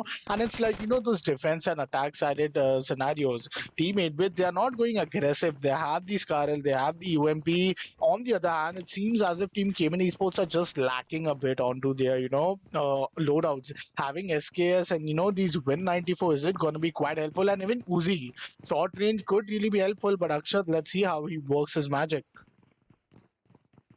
Let's see how he works his magic. I'm also looking forward to it. Yes, still the fight somewhere slowing down from both these teams, but this drop clash, none of them ready to give it up. 8-bit for the fact that they already have all their four players. That's the reason they do not want to give up this fight. Let's just finish it off. And if 8-bit finish it off early on, they do not have to be worried about this team. So that's one less team to be worried about. And I think that is a really good call coming in. But on the other end, talking about Kemen, I would suggest maybe they retreat, go to a different position and look forward to loot, because if they don't, you know what's going to happen. Get eliminated here, get eliminated at the 18th position. Kemen are also not at a safe spot of qualifying, Tarun. They are at somewhere around the 16th or the 15th position. So that's also a position that Kemen cannot be happy with. For the side of 8-bit, I would say they are the team that are actually happy with. So right now, Kemen needs to understand the odds. One is 8-bit, they're playing it just for the points as much as they can grasp and stay in the first page. Kemen, on the other end, they have to understand they are fighting for their survival. If they go out now, when it's the 18 teams, all 18 teams surviving, they will have nothing, not even finishes, not even placements. And look at 8-bit.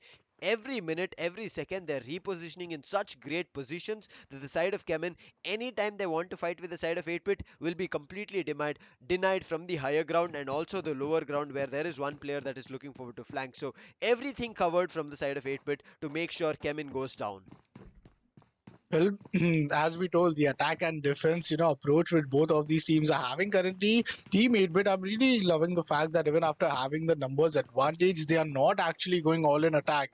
They know they are very close to qualification. Just one more good map, and yes, they will play with a very, very relieved, area in a very, very relieved zone. All the four players will just be having a very great time ahead in the next two match, where they could do some experiments out there to prepare for the grand finals, and even many much more things which they would like to work on when they know which teams are going to be the one who might be competing them. But then Team TSM, it's their first match today. Let's see what is gonna be it. Because first match really shows that you guys are just starting to warm up. It's the first map, and any team who actually just performs very well could really be expected that their consistency in terms of performance could carry on. So is the expectation from the start of Team Soul as well, because they won the very first map as a winner chicken dinner. So if the first match goes well, your moral boost is there. You have a good confidence, and the team synergy, and each and every pressure does try to minimize, because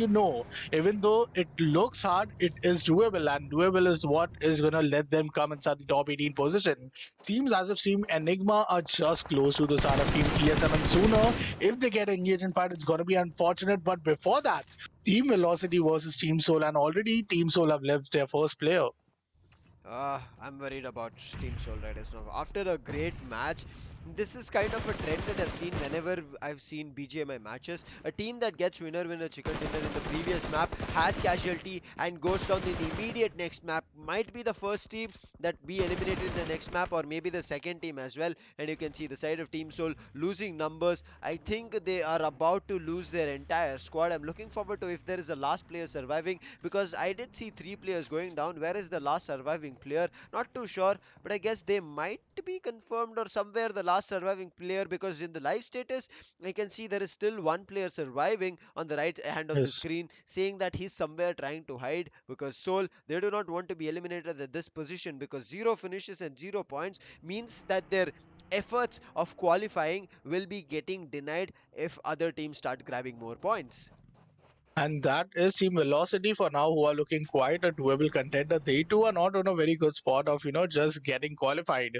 Well, 2x plus M24, and that too you get a connection onto the side of the armory. Well, Aquanox, it's going to be so amazing with that, amazing armor which he was having. Eventually, if it could have been an headshot, so directly he would have got knocked off. But Team TSM versus Enigma, quite a slow pace fight from a pickup truck. Aquanox is trying to go ahead towards the top reach area in the La Bandida side, but then again the play zone is shrinking in, which means that sooner or later these teams need to go out of these open zone, have to really have the locations and the positioning in their favor, because if the zone doesn't favor it, what's going to be the exit plan for each and every team? And see, that's what happened. 111 1011 meters far, it's going to be Team Enigma who have to just get inside the zone.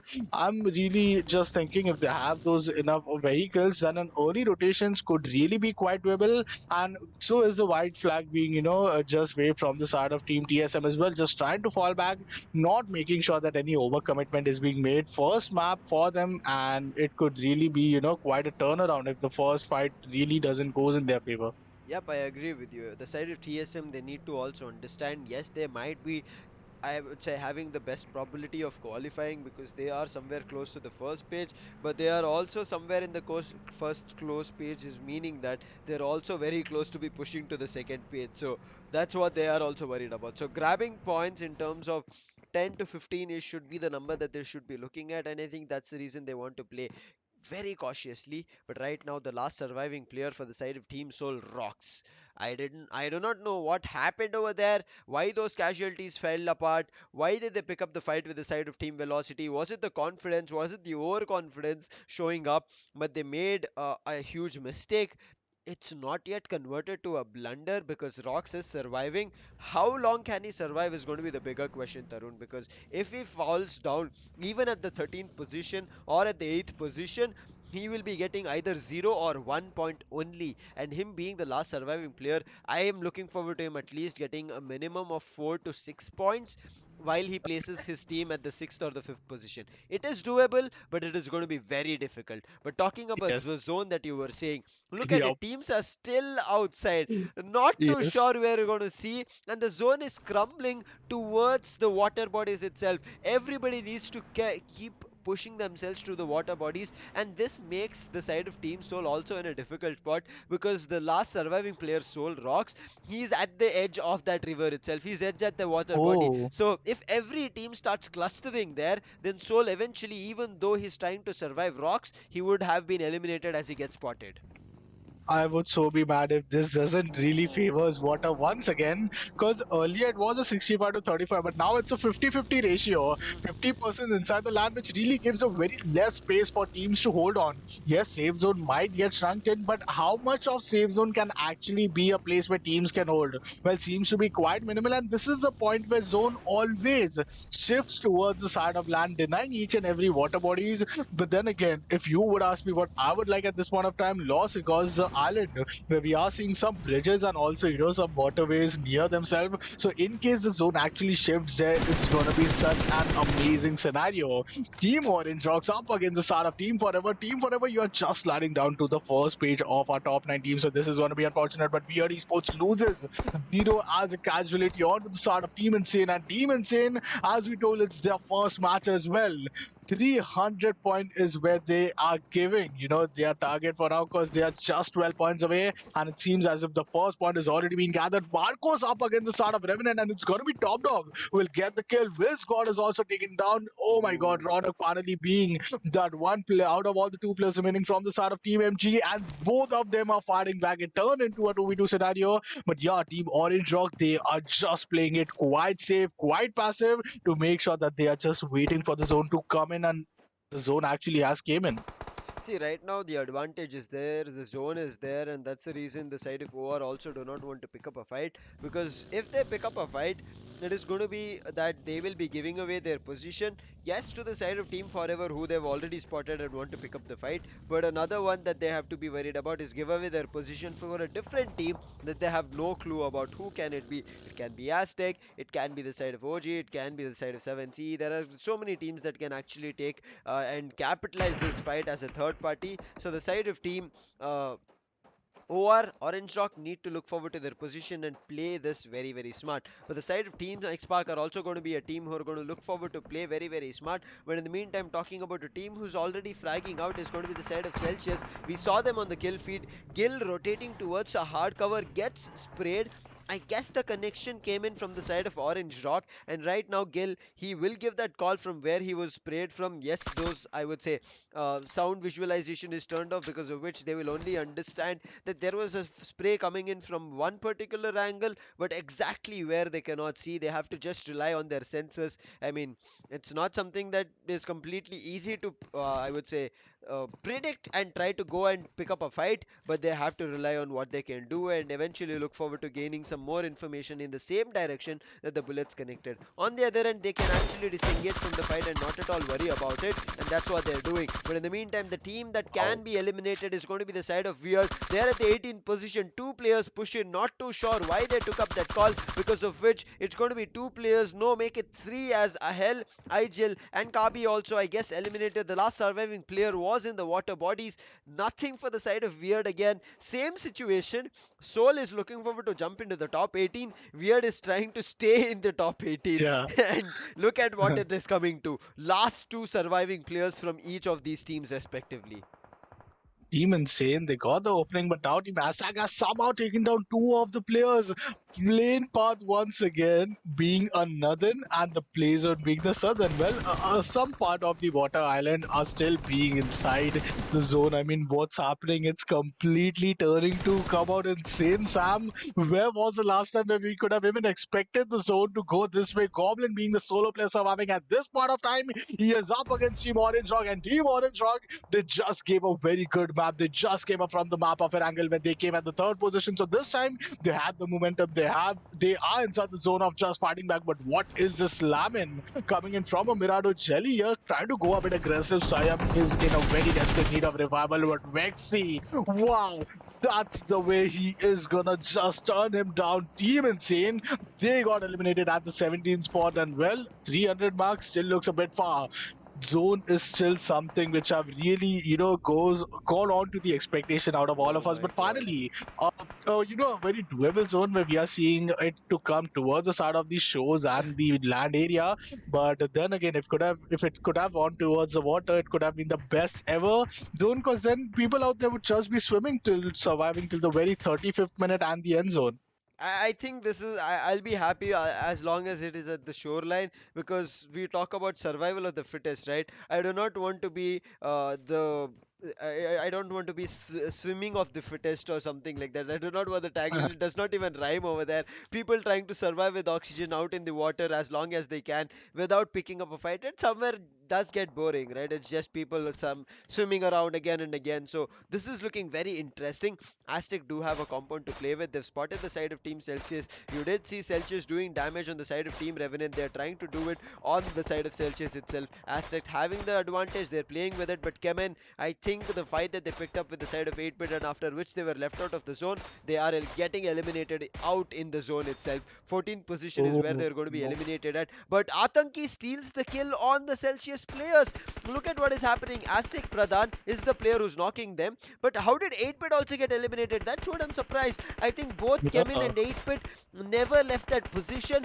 8-bit, again, to talk about the overall standings, this is not something 8-bit are, I will say, worried about. This position of elimination is fine for them, but this is just one map for them because they're already in the first page. Whereas the side of CHEMIN, they have the probability of being eliminated. But as the side of Celsius are being, I would say, hit from the side of Aztec, the side of Team Revenant, I think the last surviving player or the last two surviving players, they're also taking up this fight. But look at how interesting this fourth phase is going to be, because already still 14 teams are surviving.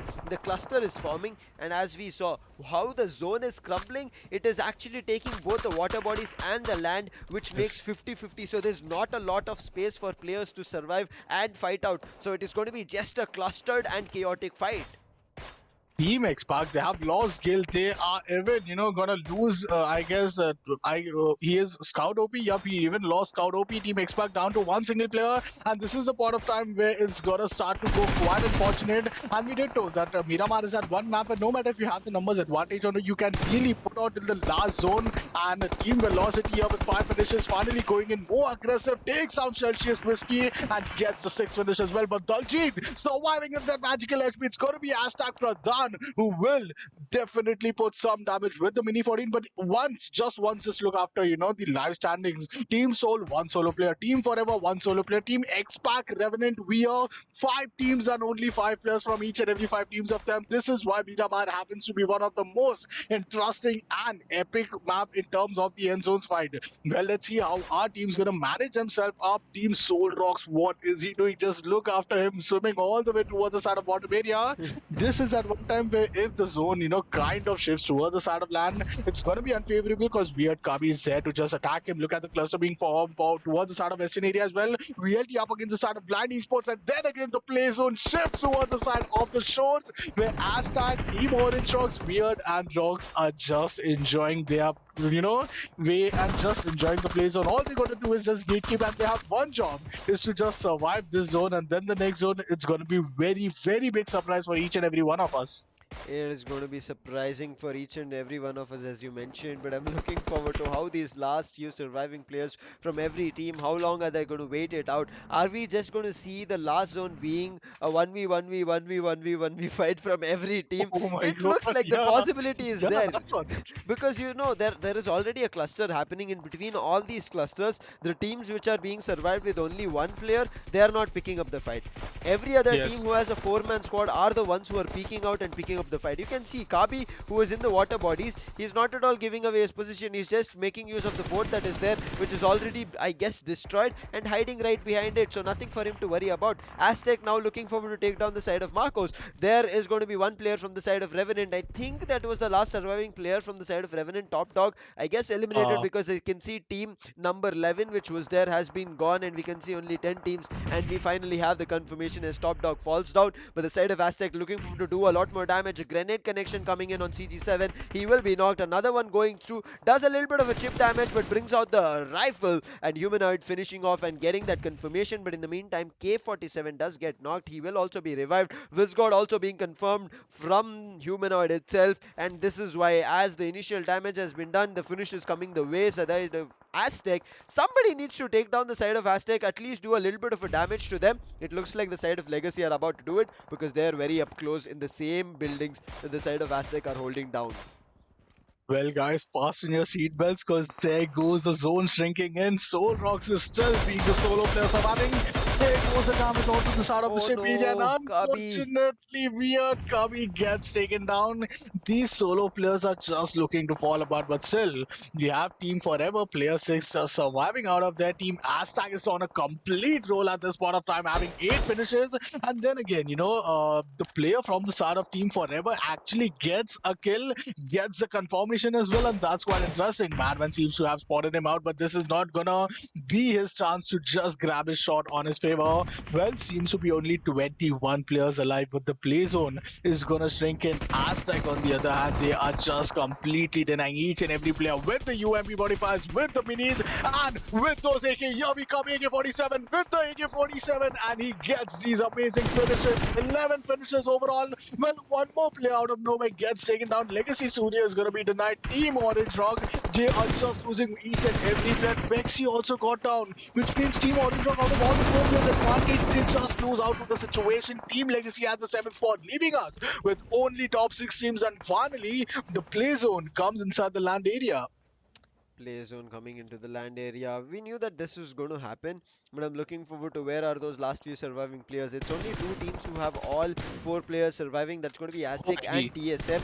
Aztec and TSM, this is the fight that we need to look at. But I guess Marcos also will be eliminated. There is going to be one knock. I think this is going to be a revive that should not come in. And the thing that we were talking about, right? The 1v1v 1v1 situation can actually happen because you can see the numbers, as I said, it's only high on the side of Aztec and TSM. Everybody else 2 players, Marcos having 2, Team Forever just having 1. So that is something that I'm looking forward to how this can work. But as you said, the side of Team Soul being eliminated, that's something that they should be somewhere okay with in the position that they have been eliminated. Hopefully that's enough for them in terms of getting a couple of placement points to try and just making sure that their confidence which was built up on the map of Erangel does not get taken down. The last surviving player from the side of Team Forever, that's going to be player 6. He's out in the water bodies. That has been predicted from the players from the side of Enigma. They're looking forward to eliminate that player as soon as possible, having the crosshairs on, but the side of Aztec with the 12 finishes that they have, they're not looking forward to stop. They want this winner chicken dinner as well. And I'm not too sure if Aztec are in the last page or in the second page, because the side of Aztec have taken a huge journey from first, second, third, all the pages. So I'm a little bit confused. Nonetheless, this performance that they're giving, does suggest that they are looking forward to confirm their spot in terms of qualifying, and we will know very soon how far they are from it or how close they are into it already. But right now, Enigma, they're looking forward to confirming the last player in the water bodies. Damage is being connected from Eggy, very low. He will be blended out very eventually, and it is going to be Oh the last no. confirmation, last bullet in the coffin, last nail for that coffin for the side of Team Forever coming through. And right now, it's going to be the last four teams surviving. So it is a 4v2, v3, v2 situation. Higher hand for the side of Team TSM. Look at them. As soon as they take the name, it's going to be a knock with a grenade, but immediately being blown. I would say trade being given away, but it's just a knock. Higher ground advantage. TSM can go in for a revive in a very safe spot, but they have to make sure that there is no grenade pushes coming their way. But K47 wants to make that grenade push happen. He is dishing that grenade damage out. It is just doing chip damage as of now, but look at the space he has gained here, Tarun. I mean, Team AZTEC, they are just falling apart one by one. This is going to be a bit unfortunate because Humanoid will he actually go on for the revival because Team TSM, yet they do prioritize each and every player which is alive for them, which could be one key to get the winner chicken dinner. And another part is going to be definitely the play zone, which is kind of all the way towards the side of Ronak, who is from the side of Marcos Gaming. It's one of those 2v2v 1v4 scenario, but the first team to be eliminated at this point of time, it's going to be Team AZTEC. Such an amazing pair of finishes, and still they make it up only till top four. We were really expecting them to come inside the top positions because they were the closest Yes. to the zone after Team Marcos, but then again, Team Enigma playing it safe, making sure that they are anticipating some 4v2 fights here. So let them fight, and then be my third party could be a go-to plan. But then again, Team TSM, the first game of theirs, and the first game is really being quite favorable to them, and they're also just playing it quite right, but playing it at the same time quite dominating as well because they have eliminated 16 players out there, more points than they could even gather if they win the winner chicken dinner. This is what I'm worried, right? Like teams which are on the top, which are already Yeah. qualifying, raking those points away and denying every team from 2019 to the 27th. And TSM, I would say they should actually have a target on their back from every different team so that they do not take a lot of points like that. 16 finishes. Come on, TSM, you cannot be doing this to teams that are looking forward to qualify. Nonetheless, TSM are not falling back. They're looking forward to get that winner chicken dinner. Still having all their four players surviving. Marcos has only one player, that is going to be Ronak, whose position was called. You could see the grenades coming in. He is trying to exchange the mollies, but in the meantime, I'm worried if he gives away his position to the side of Enigma, then Enigma can actually easily take him out. But Ronak, you shouldn't have picked that fight. The side of Enigma were not picking that fight with you. Why would you actually engage that fight? You should have concentrated on the side of TSM, but he also understands. Four people pushing right towards him. He could not hold the side of four players from the side of TSM, and that's the reason he's at least trying to do some damage with the last two players from the side of Oh. Enigma. With the blow that was done on Ronak, they have also exchanged it on Sagi from the side of Enigma. So it's up to the last player. The Eggy and Sagi combo will not work out. Eggy tried to do what he could do, but as soon as Sagi went in, his hopes also fell and were completely submerged underwater. And it's going to be TSM getting a winner chicken dinner with all the four players standing as a squad. TSM being unbeatable right now in this map of Miramar. Well, the first winner chicken dinner for them at the Sky Esports Mobile Open Challenge, and that to a maiden. All the four players were just alive, having almost more than 18 to 19 finishes because I'm not sure Eggy whom was he being knocked down from. But yeah, Marcos, they did had a solo player. He just survived as much as he could possibly. Was in a very correct position because if the play zone could have been shifted all the way towards the side of water zone, you could have really expected players to be on the edges, just play outside the play zone, firing each and every side, spamming shots. But then what an amazing and a very breath holding match which we got to see because I did not really saw that coming. Totally a western shifted play zone which was actually in start, so it was out of the map as well. Then it comes towards the waterway, favoring both landmass area and in the end zone. As we expected, it did not go that way. Land area was really, something where teams could really have those initial advantages with, and that's what happened. Team TSM, they made this happen. Velocity, they had a good start. Well, Team Soul, unfortunately, they did lose out onto three players, but they came at the top seven position, which is kind of more better than, just an early elimination. Early elimination is something that teams do not want, but it does happen, and that's what happened for the side of Seoul. Something that we have to be accepting right as of now, but nonetheless, we will see the performance of the highlights coming through. As we saw, AZTEC were leading the charge on this map, but still they faltered when they started pushing in, and also it was the zone that actually asked them to push in, but it was also the side of Team Legacy. So there are so many factors that came in to the side of Team AZTEC, because of which they kind of started, I would say, taking some nerve-wracking decisions, started rushing in, started pushing in the zone. They did not calculate it properly, and I'm thinking that they did not have the resources to play it. And also this push, I think they had to just hold the edge of the circle rather than pushing towards the side of Team TSM. Uphill battle is always difficult. Grenades were being used brilliantly, but look at the side of Team TSM. I told that they should also look forward to holding it off, and TSM held it brilliantly. Did not let the side of Aztec gain control in the uphill battle, did not let them gain space and get to the uphill position. And eventually, TSM, once they had everything going on for them, also the number advantage, they themselves started rushing in downhill, where they were using those grenades to try and deny any kind of firepower coming in from any one of those teams. Wow, that was the fight to witness. It was a 2v3 fight. Team Enigma down in the bottom nines.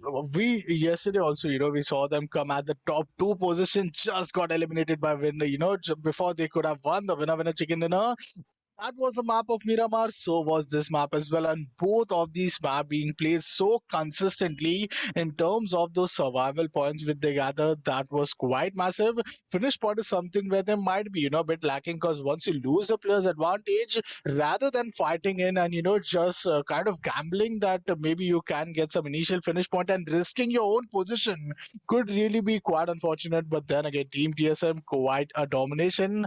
To all the guys who have tuned in, there is a giveaway alert that we will be giving away Royal Pass in the Loco app. So do tune in with us, because if we hit 20k live watching mark, we will be giving you guys 20 Royal Pass as well. And in case you want to participate, you can really tune in with us at the app of Loco. And if we cross the mark of 30,000 live watching, then it really extends to 30 overall Royal Pass giveaway.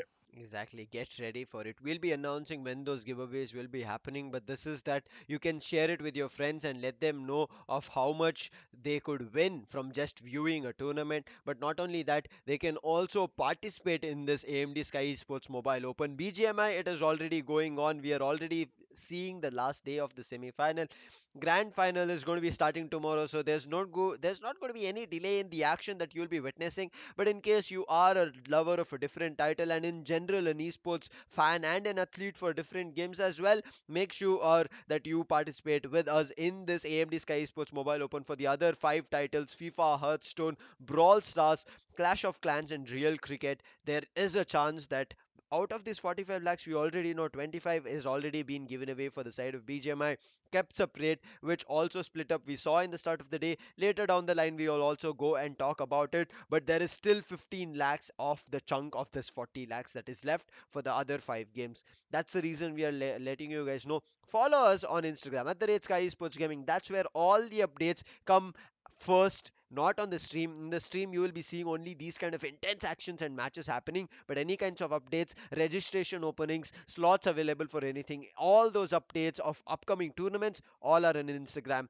But this does give up the, I would say, opportunity and let the spotlight be showered on different players and teams as well, Tarun. I think this is a really great stage and opportunity for our viewers to capitalize. We were talking about giveaway, which is something that they can gain for free, but also that they can give their performance, put up their best show, come and I would say shine in the spotlight, and maybe get a chance to get even a prize from this prize pool of 15 lakhs in one of these games. Well, these are some of the other games which could possibly be, into the esports scenario. So if you guys do think that you have the potential and if you want to give it a try, this is the place where you would want to be in. Do follow us on Instagram so that you have all the updates when the registration process starts for all of these five games.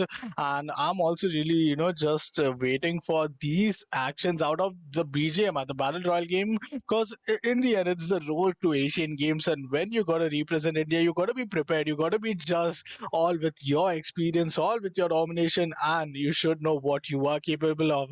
Well, Road to Asian Game is something which I'm really excited to see that what 2022 will be having with us.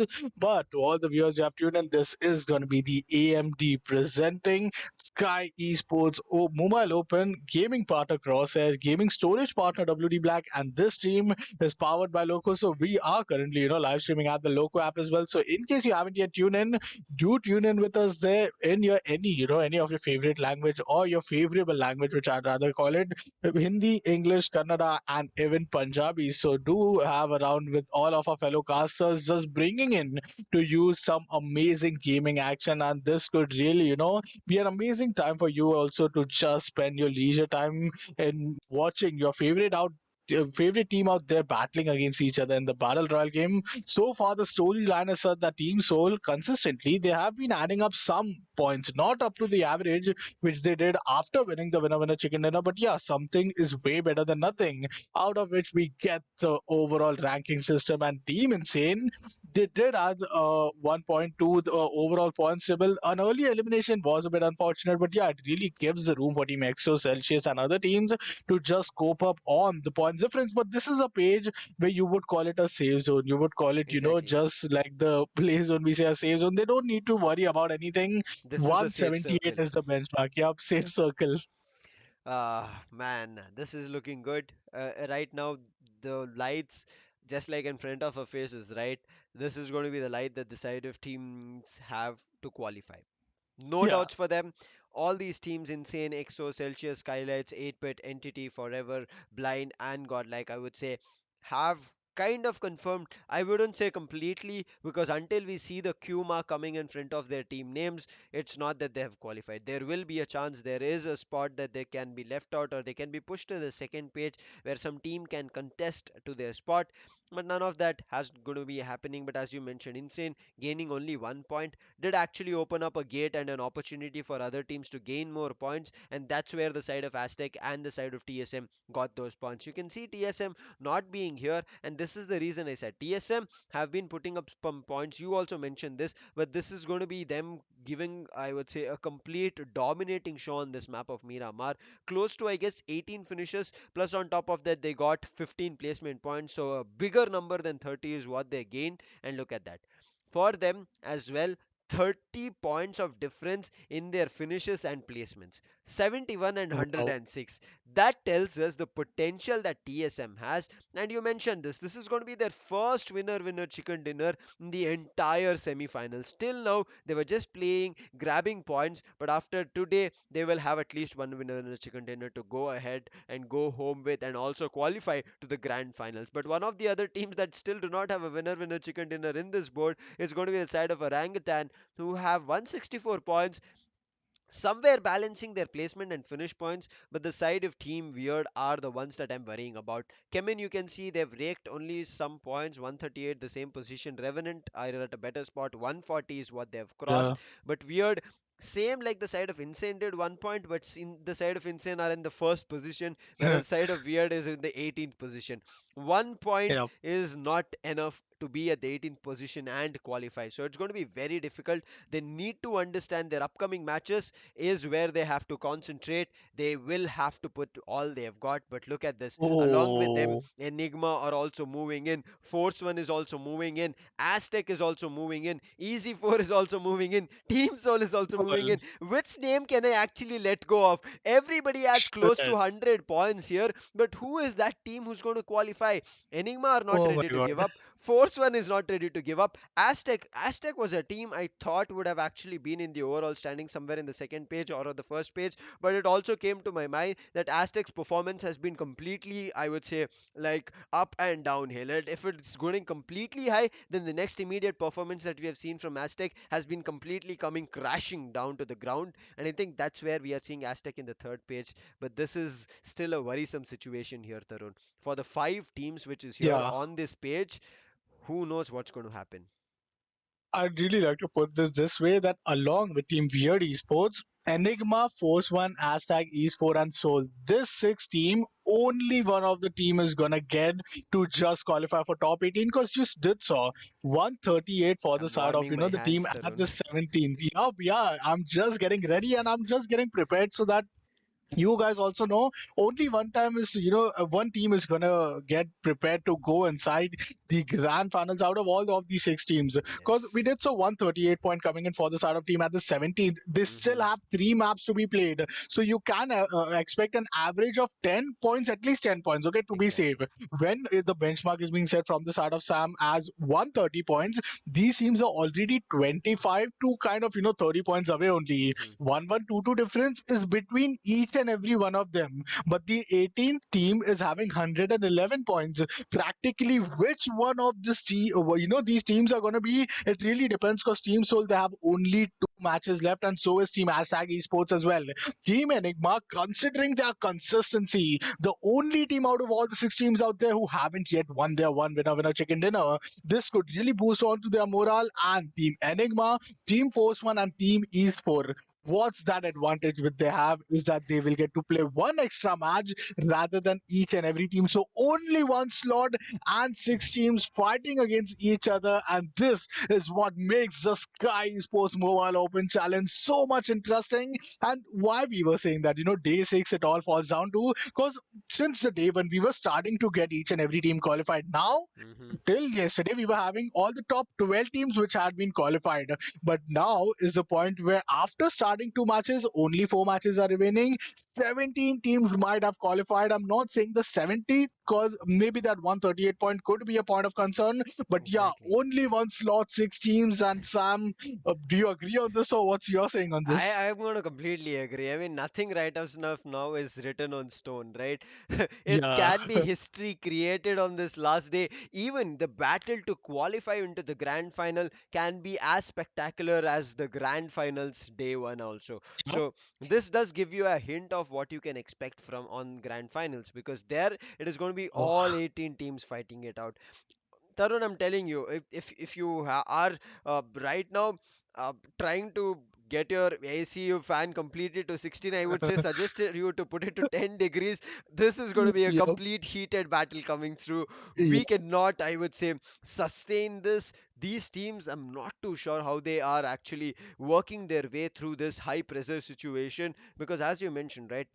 Any one team performing really, really better can dethrone the team at the 18th position, maybe even at the 17th position. We just saw a team that got 34 points. That was the side of Yeah, DSM. that's what. So if any one of these teams, five, six teams that is there in the 19th to the 25th position, if they get that 34, 35 points, they can also push themselves to the 138 point, which I guess the side of Team CHEMIN or I think the side of Marcos or ORS, they can eventually push them down. So cross cross our fingers, wish for the Yes, best. The third map is about to start, and the map of Erangel gets ready, viewers. This is getting very interesting. I promised you this is yes, how it is going to yes. be, but there's going to be another thing that I will also let you guys know is going to be, if this is semi-finals, if this is already having 100x of its Yeah. performance, imagine the grand finals. It is going to be exponentially huge.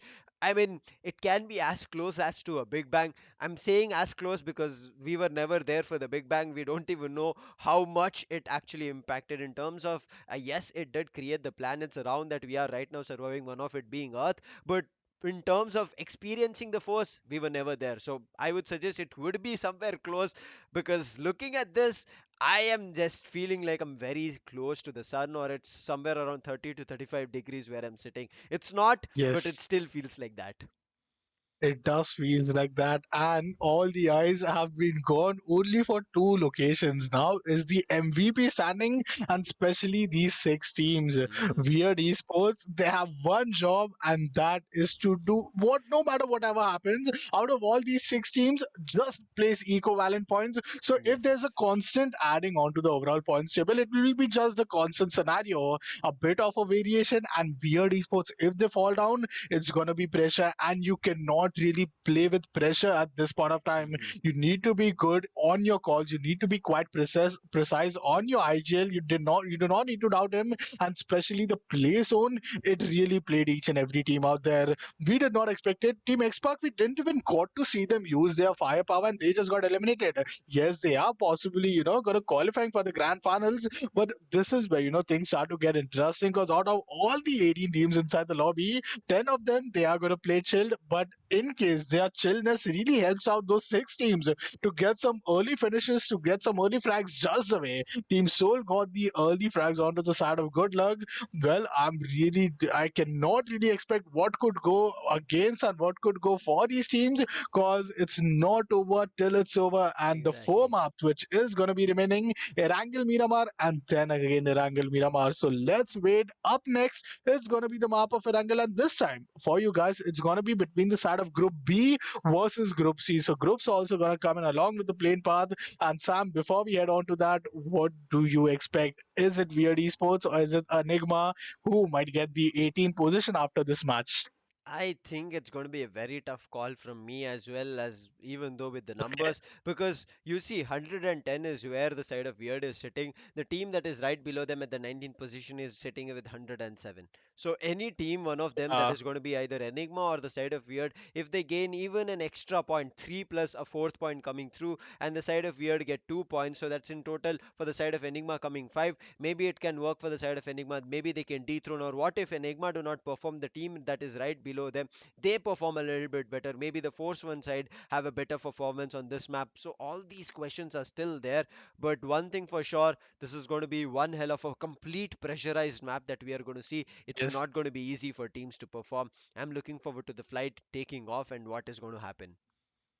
You called it off yesterday. You see, 101 is the benchmark. All these teams till the 24th is having, these 100 plus points, even Team Velocity out there. So, Velocity, they have some of the most exponential player who are going to drop down at these places like a military base, who are going to make sure that they are playing as aggressive, who don't care what the opponent team is, because they won't even look after the kill feed. They are going to eliminate each and every player, because if not now, then when is the question? And Hmm. another question that lies is the overall graph as well. If you look after, Enigma is on a higher pitching graph. They are just going on with consistency, adding each and every point compared to Weird and even compared to any other team. Weird Esports are like hanging in there, up, down, up, Oh, down, up, down in yes. terms of their points table, because they had early 4 days very amazing. But Team Enigma, after XSPARK, not even Soul, after XSPARK, the way they have gave their setback, it's very hard to stop them. And if this pace continues, they could be a very possible contender. So I'm really rooting for Team Enigma as well at this point of time.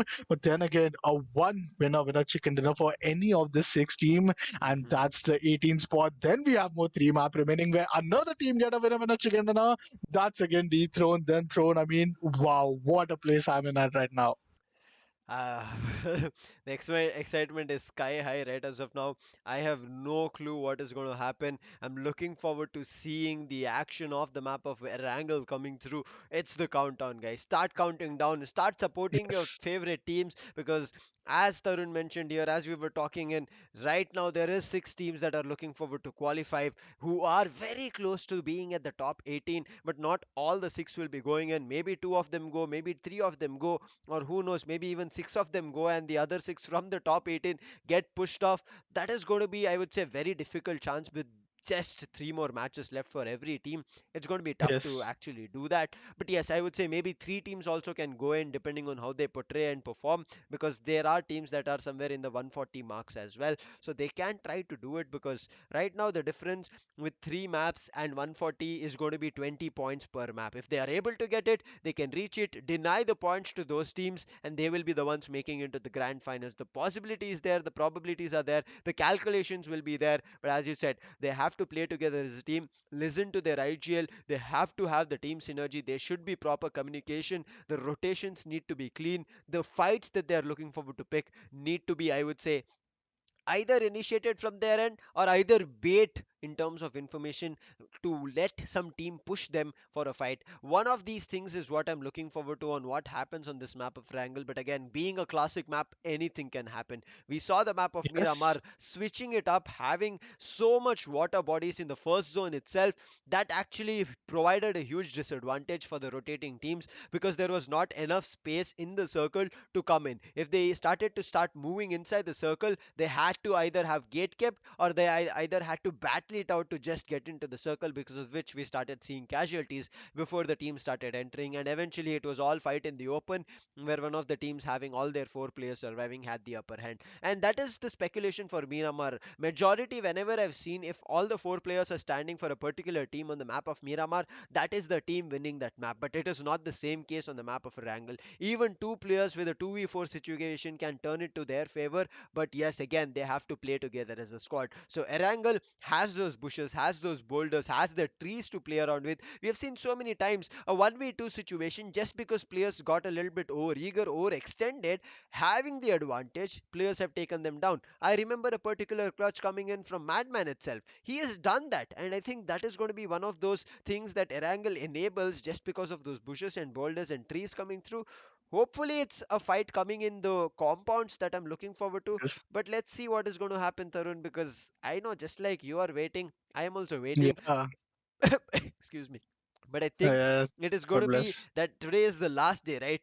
We are just making you Yeah. guys a little bit wait so that you guys build the anticipation. But with that said and done, we are not going to let you guys wait. Okay. The flight path is here. Again, not in terms of such a disadvantage, the flight path, but along with this, the teams are fighting it out to witness this fight and cast it alongside Tharun. It's going to be Urka coming in, joining you guys for this next round of an entertaining match in the semifinals last day. Fasten your seatbelt, guys, as these teams are gonna just unfasten their seatbelt and drop down towards their ideal drop location. It's a southwestern to a northeastern plane path favoring the southern east of the map, but the north and west area, well, that was last time the play zone, but this time I would really like to ask my co-caster Arka. You have already seen the overall points table. You have already seen the scenario. One spot, that to the 18 spot, six contenders, and we fall at the third map, which is going to be Erangel for today. And how excited are you for today's final day at the semi finale here at Sky Sports Open Mobile? I just want to put myself on mute for a brief period of time and not speak anything, just enjoy the game because the kind of, the shocks which I've been gaining from the beginning of today is Okay. tremendous. We did not expect something like how many team did expect that Team Soul is going to come out in the first map, dominate, literally dominate with Yes. 15 to 16 kills. Like we missed that kind of Team Soul in a brief period of time, but they are making sure that they could show us a comeback and they're still present over here as well. Before we step into more of analysis of what has happened so far, let's look at how the flight path has affected again the northern side of the map, completely abandoned. This is something which we have been seeing, right? Apart from Force 1, there's one player going to Kameshki. The rest of the teams are pretty much abandoning the northern side. Zarki, shooting range, Severny, the kind of loot which people can go in and gain over here is tremendous. But at the same time, towards the side of Vyasnaya, we're able to see that, since Godel is coming down with a two-man squad, there could be some challenges which they'll have to face. And this is the first time I'm able to see that there's only 70 people, who are making it into the flight path as well. Hopefully nobody's gone down is what I would like to say. But a 2v4 Yeah. against the side of Team Entity, if I'm not wrong, I really want to see how things will turn out over here. Team Godlike, they first time I think they got a drop clash at the Asiana because Team Soul usually have this drop location. Even Team Enigma, but Team Enigma, yeah, they are nearly here only, but around those compounds between the mansion and the Asiana area. Team Force One, as you call it, they are playing as a like 2v2 split, maybe because they know it's going to be Group B and C whom they are up against. There are no clashes coming in which Team CHEMIN Esports could possibly be giving them. Milta power all the way for the side of Team GOODLUCK. Team Revenant having no pole. Team Velocity, as we told, military base is something which they are having totally inside their favor.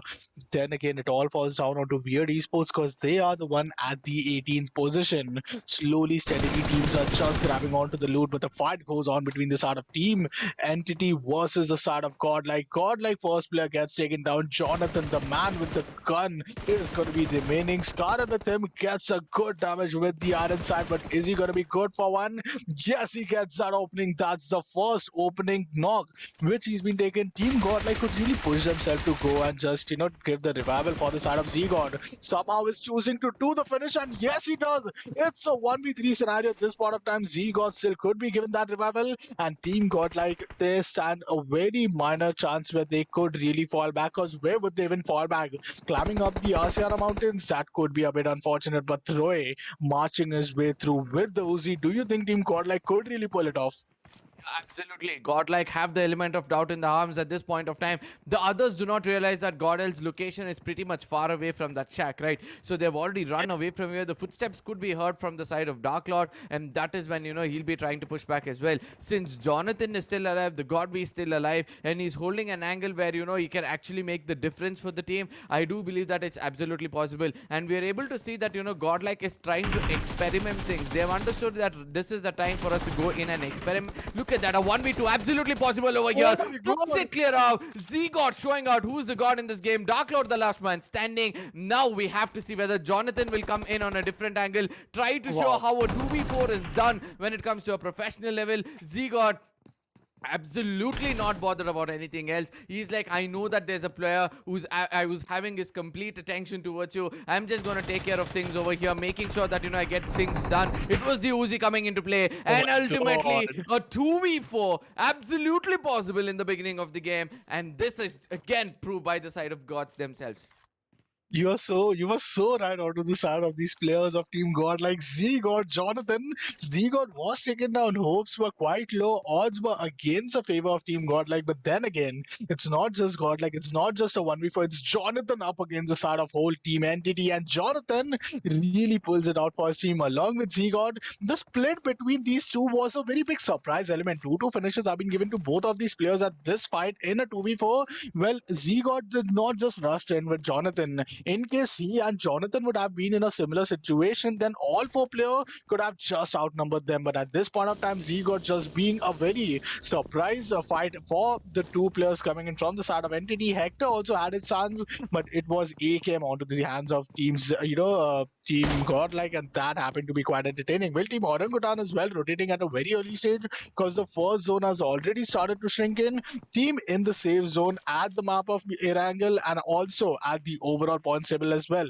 But whom are they up against is also a big question, because it's gotta be Team Rivalry towards the side of Prison who are just rotating.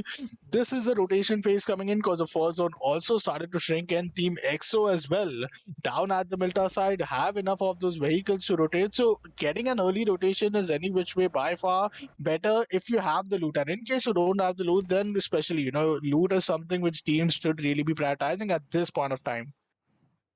Entity trying to dig their own grave is what I would like to say, but I really want to get into the minds of Godel, right? So Z-God was like, you could just go ahead and you try to grab the attention, because one job which any team does, is trying to rush in as a pack of wolves, right? So they do not watch their back. They're like, I know this enemy is right in front of us in that houses. All we have to do is just rush in and take them down. But they never think of another option, telling that there could be a person lurking right behind us, because that doubt can only be given to them only if they hear the footsteps. But on the other side, Team XSPARK already getting into the action against the side of 7 Seas. Prince pretty much finished at this point of time is what I would like to say. It's going to be hard for Spray God as he's going to give up his life as well. This is what I said. An unnecessary push coming in from the side of Spray God can cost 7 Seas. The position they're holding at right now in the overall points table is what I would like to say. On the other side, Panku, his name is going to pop up another time any second soon to get the confirmation of the second player as well. Aladdin comes in from a far angle. It looks like Sarwang is also one of those players who might be cooked in that grenade at this point of time. Sensei comes in from an off angle, wants to run it over them, and eventually does it. Expected things are turning out to be more and more precise and more good. On the other side is going to be Prince, who's also be confirmed as well. 7 Seas is left out with one last player. This is what happens when you go for a split gameplay so far away from one another. Eventually, the teams are going to dissect you one player at a time. Make sure that they decimate you completely. The last one from here on should be relying on placement points. Well, it's gonna be Team 7C's Aladdin, who is the solo player surviving at this point of time. Let's see how the game goes for him, because being a solo player, especially at a map like Erangel, situations are not similar as we saw at the map of Miramar. Miramar, yeah, 5 teams, 5 solo players from all of the teams are just surviving till the very top 8 position. But in Erangel, things are really completely different. And when we know it's only 4 matches left for our day 6, only 3 matches and 2 matches left for most of the teams out here. Let's see how situations are going to turn against or for them. Team Orangutan here towards the side of the triple houses, where they could really contest for an airdrop. Let's see if the airdrop is being contested, because if it's away farther than the shore, then you need to swim your way, and maybe it could be worth it, because the level 3 armory is definitely the one upgrade on. Team Rivalry, on the other hand, they have taken the compound control at this point of time. Compound control could really be helpful, because in case any team out there just rushes them, so they have a good defending location to be hold at. 1 minute more and the second zone will also start to shrink in SKS onto the hands of Team Orangutan Ash, and the play zone seems to be quite centric, favoring the side of Pochinki, Milta, and the upper military base. Most of the teams have already realized that no, it's not going to be a zone onto the side of military base, so why not just rotate towards the mainland? But this is the point of time where the zone also likes to just play with the teams, and if in case it goes all the way towards the side of military base, imagine the It might, chaos it which will might. be set. I strongly feel it might, my friend, because I don't know why I have this gut feeling throwing it out all at me, telling that the zone is eventually going to play around and ultimately shift on the other side. That is when things can actually go wrong. For now, VLT in the crosshairs of OG, and you were saying. Yeah, as we were saying that VLT is one of those contenders who really need to be well inside the top 18. And Godlike were already 2 players down. I won't say 2 players down. They are only 2 players up, because both of them have really pulled off some amazing, elimination and early elimination for the map, which was been witnessed from Yup, us. yup. Team Entity, they got eliminated, but yeah, Velocity having a good open area, and they love to play in these open mountains. They are not those kind of team who love to play in covers of these houses, maybe even ban houses which they are looking after. Team Insane, the number 1 team at the points table, knows that they are going to qualify and what it feels to be like number 1. You guys can definitely hear it from them, but at this point of time, their rotation, their strategies, they look quite similar. They are well structured, thus they are, as before, and this is what is called the preparation for the grand finals for this team. Yeah, absolutely, but one team which I'm really wanting to look forward in this game is going to be the side of GODL, who's actually dared to experiment things. Even though they're losing places, in the overall points table, they're not bothered. They're like, we're going to be selected into the next round right now. We'll try and see how a synergy can work. See, on a professional level, it's hard for you to come in and play wantedly a 2v4 to see how well we can plan out things, how well we can strategize things, and GODL is actually doing that, especially in that fight where Z was like, I'm not going to give my footsteps. That can be an advantage, and both of these players knew it's going to be a close range fight, and all they need is an extended mag on that Uzi to clear the players off, and they started it off in a very good note. The knock came in from their side, the first player got down, the second player got down, and then GODL, it was Jonathan on the other side just firing shots, just making sure he grabs attention, and from the behind it was Z-God showing them how to end the alphabets. But all these things said and done, there was a point of time in this game I want to shed light on Upcon. The thing is this, that there is a one point of time in the map of Miramar, the previous game. Two teams were having 30 kills for themselves. Two teams.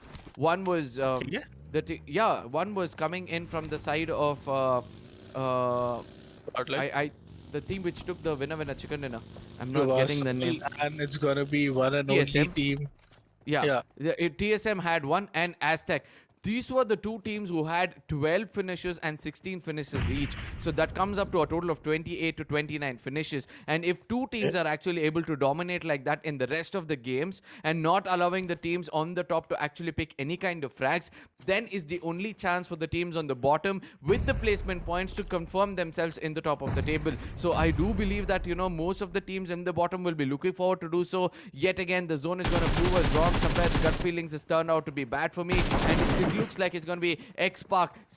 The same kind of love story seems to be going around with them. Any team comes in, takes down, the first kiss is going to be land on the side of Scout. He either goes down in that love, or either, his team has to make him up by showering some love on him. But on the other side, we'll be able to see whether that is going to continue, as BLT is coming close proximity to the side of XSPARK, and on the other side is going to be Rona from the side of SD. Going down, he wanted to do the damage, and he's done it clearly, taking out Ultron and Scout. Gil and Mavi are the only two players left at this point of time, and it's going to be hard for the team of XSPARK to actually bounce back from here on. We have to see whether they'll go in and continue the same kind of offensive gameplay. They're able to come in. This was not the time actually for XSPARK to lose the players. Well, Mavi trying to fall back with these smoke walls, which he have been, just utilizing with. But then again, Team Velocity, first finish, it should not be enough. They really need more. But Encore, on the other hand, Encore is just burning himself down. Well, Team Revenant, they got some early eliminations, but then again, they took down Team 7C's final player as well. So Revenant, after 3 finishes, looking quite good in terms of, the players plus the finish point totally being acquired. You can acquire as many finish points, but will your player count be also 4, or will it be 3, as we can see from the side of Team XSPARK as well? Both of these teams, Team XSPARK got nothing to lose, but Team Velocity, yes, they have a grand finale on the line. They are going to be playing it safe. They know it's going to be the fight between these potato hills.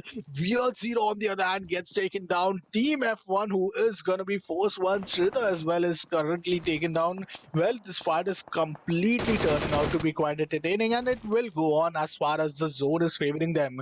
But as soon as the zone goes against them, it's going to be unfortunate. But Snacks, he had his chance, he had his head exposed, but Mavi somehow did not, just spot him out, using the utilities at the best to get some opening, build some pressure onto XSPARK, knowing that they're already in a numbers disadvantage. Team Velocity, it's not just a team elimination, it's the 2 points which are just standing in front of them.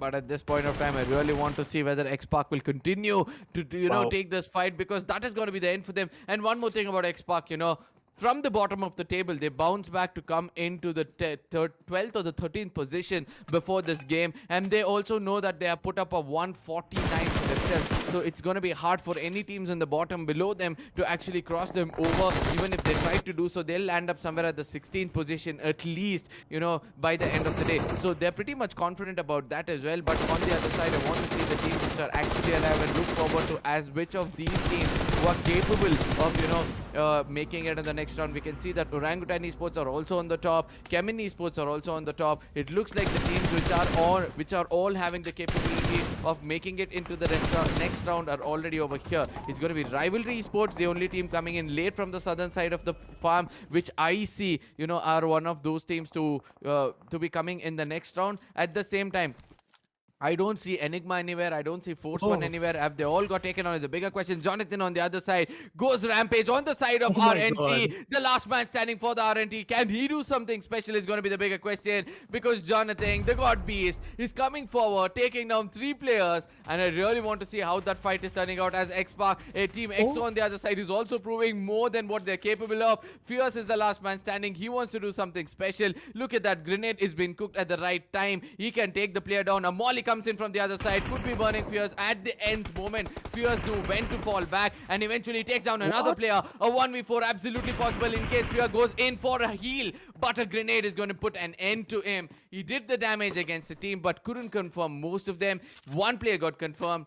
If it was, Goblin who got confirmed, then that could be a bigger damage towards the side of Insane. Yup, Team Insane somehow, survived it, I'll say, because UMP 45 into the hands of him was looking quite deadly. Use of utilities was quite in point, but Esports right now getting engaged in fight from the start of CHEMIN Esports. Godlike had their shot, they had 1 HP to work with, and it's gonna be Gun Story in the other hand who will actually take the last guy down, putting the funnel in the coffin. There were only 2 nails. One was Jonathan, one was one and only Zegon for the side of whole Team Godlike, and for now, it's gonna be a very unfortunate ending. Well, not that unfortunate because we really wanted to see these two players and just experiment that how far can they survive. This is a competitive lobby, already two players down. If any team could really bring them up till the 12th position, they do get rewarded with one single position point and also all the finishes point that they have gathered. Team CHEMIN Esports on the other hand, just look after how the four players are just stacked up towards the side of squad house. Velocity, the players are so amazing in terms of their spotting kills, just trying to fire on each and every place possible. Because the zone is also favored to them, it seems to be a bit doable. Brown Monday on the other hand, along with Beast for the side of Team E4, they are here towards the side of Stack and Small House area. But then these two teams cannot just go out there in the open to fight, because from the backside it's going to be Velocity Gaming who are just keeping their eyes onto these two teams. Yeah, absolutely. Whenever I see a fight, I see which side needs the probability to make it into the next round, and it's easy for they are on the bottom of the table. They do not want to do any kind of unwanted picks, unwanted shots. They do not want to burn their resources. That's the most important thing, because in case they burn their resources and the third party walks in, then it's going to be very, very hard for them as well. CHEMIN Esports on the other side, they're going to be backing up one another very easily. Rivalry Esports are also one of the teams which are on the rush as well, because 92 points is where they're standing, and they'll need another 20 in case they want a fighting chance into the next game as well. So let me remind you that Rivalry has also played just 21 games, which is better than AZTEC as well as Team Soul. So they also still have a fighting chance. Now Rivalry Sports is getting tagged off by the side of TSM, and we all know once TSM have their eyes set on some team, they're going to make sure that they decimate them completely and then move on to the next team. But Rivalry Akshay on the other side, he wants to make a difference. He wants to make sure he survives as long as possible. TSM Ninja Jot comes here. It's going to be the man there. It's going to be the man here. It's going to be the man everywhere. Let's see how much can he be present around this map, taking down as much players as possible. Team TSM, the one with the winner chicken dinner, already have a very good centric position to hold, but Team E4, this was not the time to get eliminated. 6 teams, 1 position. Team Esport was one of the possible contenders, but here towards the side of this house area, it's going to be Orangutan somehow trying to get initiated in. But look at the place from which he spots on his opponent. That's a window, then a door, and there comes AKOP into his cross as Aquanox on the other hand looks as if he is waving the white flag, and somehow Team TSM surviving those fight after planning 2 players getting eliminated. The Uzi looks strong. He gets another one. Robin on the other hand is just looking insane out of an SMG. If you can take down a big gun, that's a very amazing part, and that too at such sort of end zone. 10 teams are still alive. Team ENIGMA goes in huge with those M4 and the use of utilities and gets the side of Team ENIGMA. But then again, let's see what's going to happen, because Team CHEMIN Esports are only surviving those dual players disadvantage. Yeah, but at the same time, the way Robin came in, I just want to shed light over here. He did not jiggle. He just crouched and got up, and took that fight with that Uzi and eventually put an enemy down. And that kind of strategy I've not seen in a long time, or probably next to impossible. For now, I want to see how things are going to turn out for the other teams. As we're able to see, it's going to be the side of Rivalry, who are still trying to, stay alive as much as possible. We saw one player of Rivalry was pretty much alive sitting inside the car. But on the other side, it's going to be the side of TSM, who are being challenged by the side of team probably it was a team of Orangutan. Yes, Orangutan versus TSM is what we'll be watching. Can we see another rush coming in? Yes, Drigger comes in from an off angle, takes down another player. Ninja Jot, the last man standing for the side of TSM, has got that gatekeeping capabilities. Now he has to come up full potential, make sure he takes down the side of Orangutan Esports, or probably they'll be putting an end for the side of TSM. On the other side, a divided attention from him is going to be hard for him as well. Enigma on the other side going bonkers, picking up as many kills as possible. Now the zone is going to favor out 3 to 4 teams is what I would like to say. One is going to be TSM because they are the closest to the zone and nobody wants to concentrate on them. Yes. It's going to be team Orangutan on the other corner because they are also closest to the zone. All they have to do is take that advantage of the high ground or the low ground. In front of them, the next team is going to be Enigma because they only have Rivalry in front of them. If Enigma and Rivalry take place, the team which is going to be surviving for the rest of the game will be the only team to make it into the next round and strongly making it into the top 18. Weird Esports getting eliminated at the very ninth position. No finishes and just 2 points as finish. It's really gonna open up the opportunities for Velocity and one and only team, which is here with us, Force One, who will be definitely getting a chance to be at the top 18th position after this map ends. Well, Enigma, we for now gets taken down. The revival needs to be given at the very right time because the play zone is slowly, steadily shrinking in. An AK along with an info for the side of Team Enigma, but let's see how the player is gonna just carry along his assaulting skills because his team really need to get engaged inside a fight and also get initiated towards the play zone. Team Velocity, on the other hand, having 3 players alive with themselves. Let's see how the situations are gonna turn them because they have the 4 players alive. 3 players is from the side of Team Rivalry. Oh, Team Enigma at a very unfortunate location, and Delta PG with that precise spray coming in huge. Team TSM gets eliminated at the 6 spots, and Team Enigma, out of all the consistency which they have shown, 3 teams, it's going to be Enigma versus Velocity and Force One, and only one spot is going to be the 18th spot. At this point of time, Team Enigma, they cannot really afford to lose out the pace. They cannot really afford to get eliminated, and out of all 6 contenders, Arka, 3 of them are alive with all the top 5 teams currently in a last zone. Yeah, absolutely. And let's not forget that Velocity are also in the game. They have all 4 men standing in the only team who have man advantage as well. VLT Atanki on the top, pretty much in the crosshairs of Delta at this point of time. In case he gets detected, things can go absolutely wrong. Enigma concentrating the firepower towards the side of Rivalry. Now, this fight can be a lot different. We have to see whether, VLT is going to come in from behind and do a Oh my backstab. Abby on the God. other side is going to be Zone as well as Molly, which is going to end him. And it's going to be one more picking coming in towards the side of Force One, gets taken down. Oh, grenade comes in from the side of Insane, clears him out as well. I really want to see how much more picking can actually Rivalry take, because they're shooting, they're throwing throwables in every look and corner of the game. Insane versus F1 is what we'll be watching at this point of time. Watson gets up, the jiggle starts off, Goblin gets taken down, but eventually an exchange comes in, probably coming from the other side. We have to see which are the players who will be waiting it out. We can still see it's going to be one player still standing from the side of CHEMIN Esports as well. Force One has 1 player left. Rivalry have 3 players left. VLT is left out with 4 players. It was not CHEMIN, I'm so sorry. It's Insane who's having 1 player left. Let's see which team is going to take it home. Rivalry or VLT. It's a 4v3v1v1 scenario, and these solo players really are some sort of troublemakers to all the teams out there with the numbers advantage. Given that the play zone is kind of favoring Force One right now, Force One is still being a possible contender for that 18th location after Team Velocity as well. But what's gonna happen? Time is gonna show up. Team Rivalry currently are just pressurizing Velocity. Atanki seems to be just at a very Oh! less HP, and that's when the headshot is gonna connect. By far, the team with the numbers advantage loses out to the most amazing dominating player named himself Atanki. Well, let's see what's gonna happen, because tables have turned totally equal for both of the sides. Team Rivalry and Velocity with 3 players, and Team Insane versus Force One with the solo player. Atanki kill, yes, that's gonna be confirmed. 8 players remaining, only 4 teams out there. This is the 7th zone, and it's the total open zone below those potato hills where team are slowly, steadily getting inside in. Velocity seems to be having a good control of the end zone, but what about all the rest teams? These teams really need to get inside, or else things are really not going to work as per the expectations.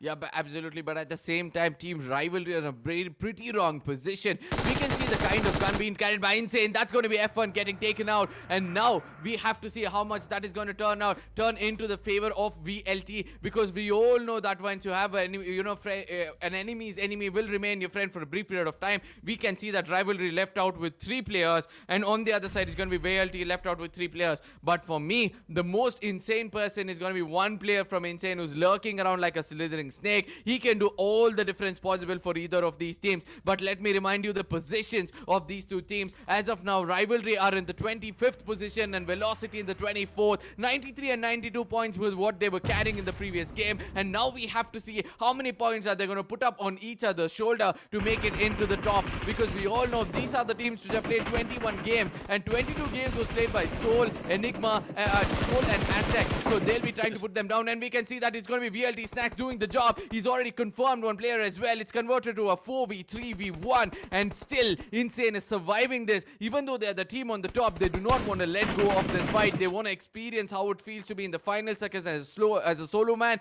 and see whether they can attain that winner chicken dinner. This is one last time the zone is gonna close in, giving you guys a chance to go inside the safe zone, or else after that you have to face a healing battle play zone. First aid start counting in because Kratos only has to a level 3 helmet to work with along with a level 2 armory.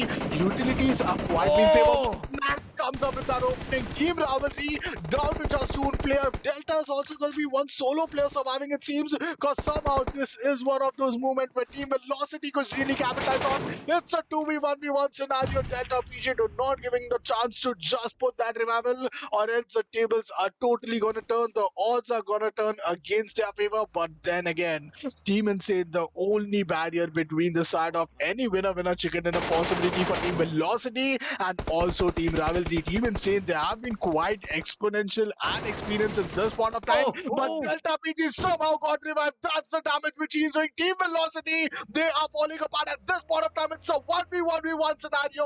Rayat up against the side of Delta PG up against Daljit. Daljit, are you gonna give the revival? Oh, No, he goes confirmed. for a kill. That's a 1v1 scenario. And Team Insane, lately they have not been realizing what's the initial scenario, but no, Daljit, you cannot do this. You cannot leave Kratos behind. It's a play zone which he really has to be in. But yes, Snack somehow walks his way in. The kill has been stolen. It's a 1v2 scenario. Revival is being given, but look at the magical HP in which he's Oh, it's surviving at. easy. It's It's gonna be easy. a double pick. It's gonna be a chance, but no. Raya somehow gets the damage. It's a 1v1 scenario. And yes, that's gonna be Daljit Oh! for you guys who will clutch it out. Team Velocity winning the first winner chicken dinner, and the 18th spot was on the line, but was being totally contended from the start of Team Velocity after being at the 23rd position. These four players just look out to each and every one of them. The most experienced ex-IND lineup dropping down from the start of military base, and what a setback they have given us. Setback for the start of Team Soul, setback now for the start of Team Velocity. And the first winner chicken dinner was being won even from the side of Team TSM. Three maps and three new teams who won their first winner chicken dinner at the final day of our semi-finale. Baji, what a job have you done here.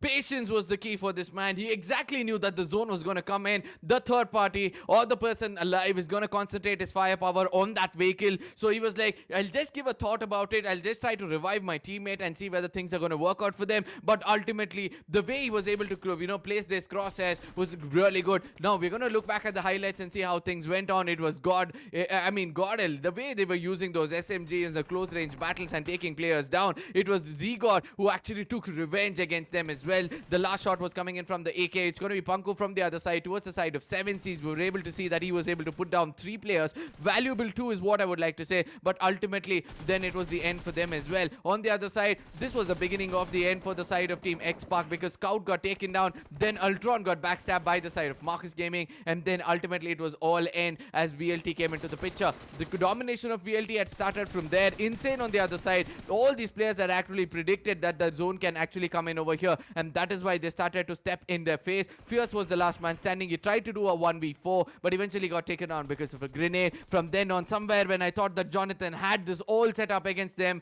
1v4 was possible, then it did not happen. Oh my god, this match has been such a roller coaster. Team TSM Robin, just look at him. How could he even survive that fight? Equinox, on the other hand, at this point of time, Team Orangutan could really have been eliminated if Equinox would have actually got the nog. But Velocity, it's not just the winner chicken dinner which we are currently speaking about, Arka. It's the number of finishes also which they're having. Team Enigma was alive, one and only. With us, it was Team Force, one Team Velocity, and only one team, which is Velocity. I guess till now they have 8 finishes, but I would really love to see how many finishes do they actually end up with. Well, yeah, the way totally the tables were turned again. The side of Velocity is after Delta PG actually got some good opening. 11 finishes and a winner chicken dinner. But then again, Team Insane, they had other plans. They had 12 finish point, but yeah, 13 finishes for them as well. So that's quite amazing. And this is one of the most epic and nail biting movement of the day, where it was a 1v2, Daljit just holding off, but then the risk was that this vehicle might have got damaged. It did got damaged down to just 40 HP, losing on 10 HP, and then making sure that he is gonna work on his experience, his firepower, and let his team win his first winner chicken dinner. Getting the taste of that chicken dinner, something which they really wanted since the very long day. And as you know, even we were talking about that, many of these teams out here haven't even won the first winner chicken dinner. Having this this map being played and just having these many amazing, setback. The bar right now, Arka, is really placed very, very high. Absolutely, but at the same time, something else which the viewers can cherish on is going to be this a giveaway being given up at the side of Loco. So all you have to do is move on towards the side of Loco and continue watching over there. 20k watching is going to receive 20 royal passes. If you guys can reach it up to a 30k, then you have a higher chance over there to get 30 royal passes. So we are going to be shifting to Loco any second soon, ladies and gentlemen. Do not forget to come in and watch us over there because yeah, I know that the things are going to get more intense in the other Yep. side.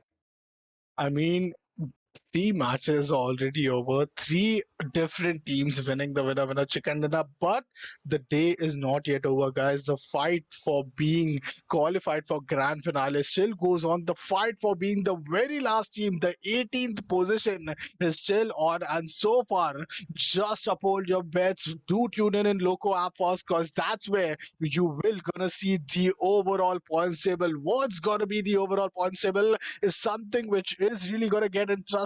But the biggest matter of fact here, Arka, is that Team Insane 289 points. The first team to cross double century, the first team to even cross double century. It's gonna be one and only Team Insane, and that too in style with a massive lead. But the biggest excitement out of the top three podium finishes comes up to be the 18th spot.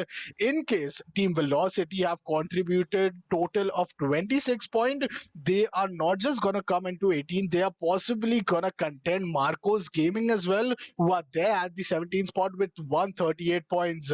This is really turning out to be quite some numbers game, and winner chicken dinner is what teams are dealing in case they want to give the comeback. Team Soul also no consistency, just winner chicken dinner, and that's what Team Velocity also gave us.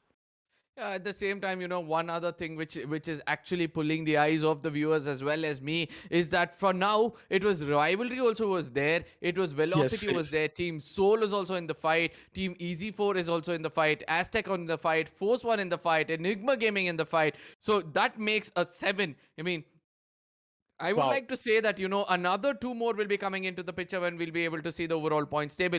Godluck and Legacy, they can also step up. I know it's like they've lost their hopes. There's not much for them at this point of time. But in case they can do something special like what XSPARK did in the previous, in yesterday or day before Yeah. yesterday, where two maps they went in to dominate and get those 60 to 70 points. In case these two teams will be actually able to do that, then I do believe that the contender of the 18th spot is going to be much, much more better. All these things said and done, ladies and Yes. gentlemen, let me tell you this, that have your pen and paper ready.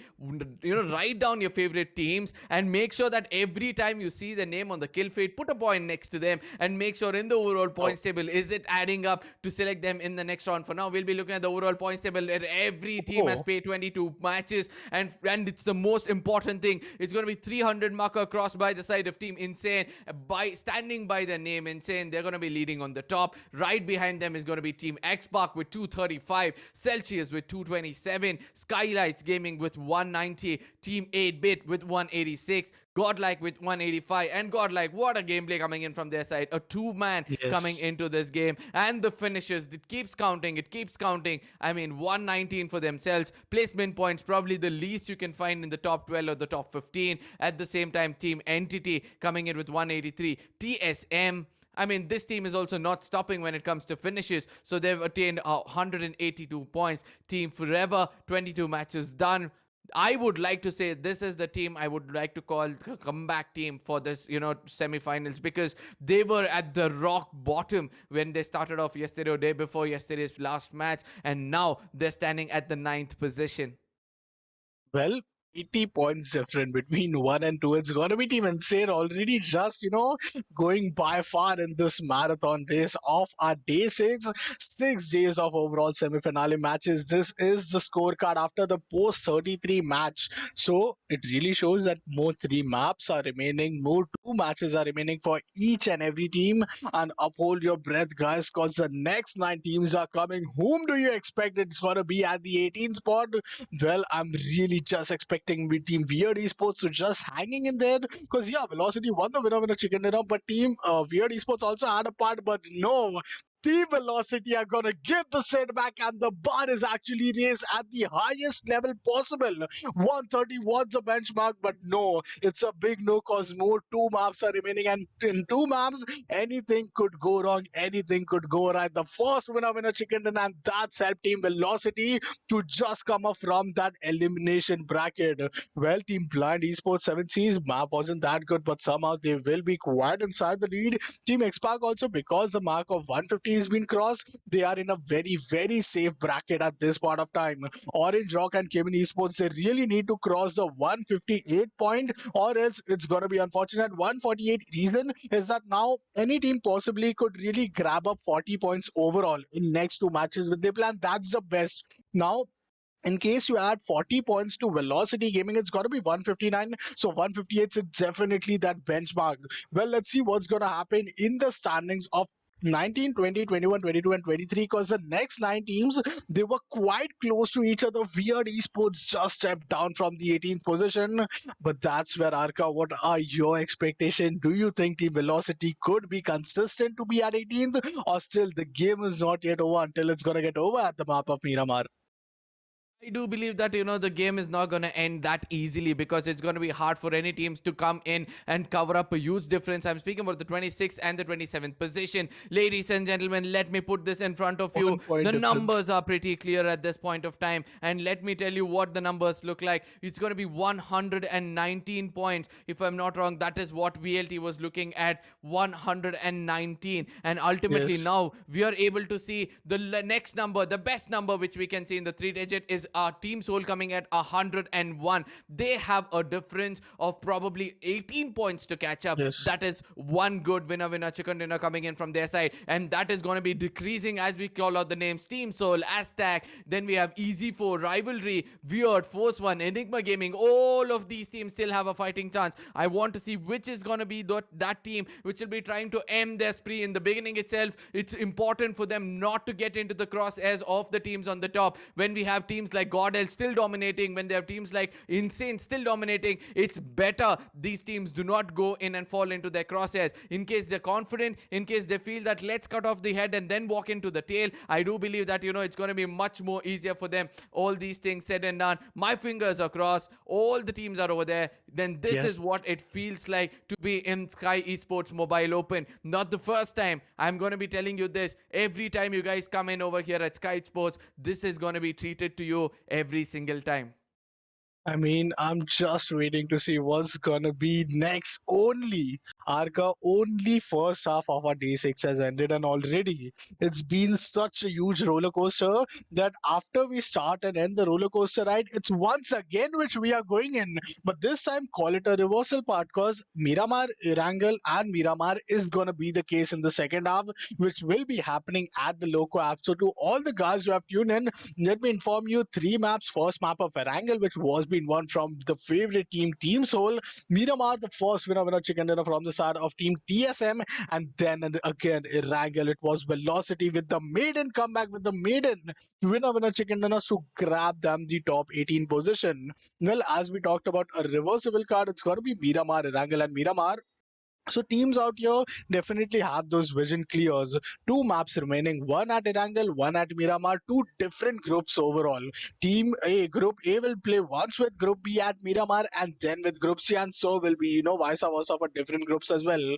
But something which really is quite important at this point of time is that the margin is reducing. Six team for 18 spot, no, now it's four teams for the 18 spot. It's going to be Velocity, Weird Esports, Team Enigma, and Team Rivalry as well. Let's see, will Force One and Soul actually win both map as a winner chicken dinner, which could really bring them back, is a very big question. But do let us know your views as well in our chat section. And Arca, first match again at the Loco app, which we will be seeing Group A versus B. Earlier it was Erangel, now it's gonna be the amazing, the biggest map of Miramar. Absolutely. Now the crosshairs is going to be tested. Now the patience is going to be tested. Now the resources, the kind of resources you're going to carry. Are you carrying resources for a defensive gameplay where you have more medkits in your name? You're planning to go into the zone first and heal yourself every time you get taken down? Are you going to have an offensive bag in your pocket where you're not going to be relying on any kind of health kits, but rather a lot of bullets for yourself so that you'll be putting down bodies? So these two questions is going to be picked up by all the teams on the bottom, because they'll be like, two players we're going to be starting. The strategy is going to be coming out very simple. Two players of the team is going to be like, we are going to be going on the offensive side. We are going to carry the bullets. We are going to carry everything. Who is that one key player they'll be relying on? This is going to be the bigger question. I mean, Tarun, I have a question for you. You have a team and you have two options in front of you. One, will you allow your assaulter to stay alive, or will you allow your medic or the person who heals himself to stay alive in the final circles? If it's the map of Miramar, definitely I would want to keep the assaulter, cause keeping healers would really be, kind of an un like contributed thing. Cause in the end, it's not about just winning the winner chicken dinner. It's about gaining the maximum points in the overall standing. Group A versus B, your favorite teams on screen. It's gonna be the map of Miramar, a central west to a eastern, central plane path, quite a very, simple horizontal plane path. But then again, this really, limits them just to be at the southern parts. Northeastern part could really not be contesting, because it's kind of those seesaw plane paths. But then Mount Noveo not being contested, Chumachara being taken from the side of team Orangutan, it seems. And then again, it seems as if El Plazo has a drop clash between the side of team SKYLIGHTZ and Marcos. They really need to just keep their pace on, and so does Team OR Esports as well. Because the way Team Velocity just climbed up the ladder, Team OR Esports could be the next target who could lose out the position. Earlier, it was a southern shifted zone. This time, also a similar, but onto the side of western area. And this is where teams are just into a 50-50% out and inside of the zone. Absolutely, but if you want to survive in this map, make sure that you go to Campo, touch it out, heal it, get all the loot as much as possible and come late into the circle, because this circle is going to be taking a southern shift. I've never seen this part of that, prison being so much inside the circle, and it looks like Team Legacy have chosen the right spot to go in and start, placing themselves over there in the beginning itself. So it's going to be EZ4 as well, who's gone in over there. I can see in the middle, it's going to be Team Soul pretty much in a close proximity towards the side of F1, if I'm not wrong. I don't know who it is, but yes, we have to see the teams on the outside. Is going to be Marcus Gaming, Team SG, Team Celsius. Look at the teams on the outside. It is very much clear that the teams who are actually dominating in this map, who are actually on the top of the table, are looking forward to come late into the circle, and that seems to be the strategy for them. But the rest of the teams want to stay inside the circle, gatekeep anybody coming in, and make sure they pick it up. Yes, Force 1 is in the between with Team Soul. Easy 4 is over there. Legacy having most of the southern side of Ladrillera, but at the same time, I want to see which team. I can see OR is in the side of Porto, right? So they can also come in very easily and try to challenge the team of Team EZ4. But we have to see which team will be going in, as we are able to see that the northeastern side of the map completely abandoned. Al Azhar is abandoned. Then we have water treatment abandoned. And towards the northern side, completely everything is abandoned. But we can see Trigger, and that will be Orangutan Esports going in towards the side of Trailer Park. Well, just one last time, just to update you all, the guys, do tune in with us at the Loco app, because here this is gonna be a time which you would not want to miss on to. Which team is gonna qualify for the grand finals is definitely something which you will get to know at the Loco app. So do tune in with us, because we will be signing off for now at the YouTube, and definitely you guys can hear us. But on the other hand, I would like to say this one thing: this map is a very big opportunity, Arka, for teams like Soul, AZTEC, and even Team East. For why? Because now Team Insane, you won't get to see them. Now Team Velocity, Team Enigma, Force One, and Weird Esports, the contenders for the 18 spot, well, it's a map off for them. Except this map, rest both of the map they will get to play. So why not, just hit the chance? When you don't have a dominating team like Insane Esports in the lobby, you can really be replaceable to them. Even Team XSPARK and TSM, one of the most consistent and paced out team out there, are not currently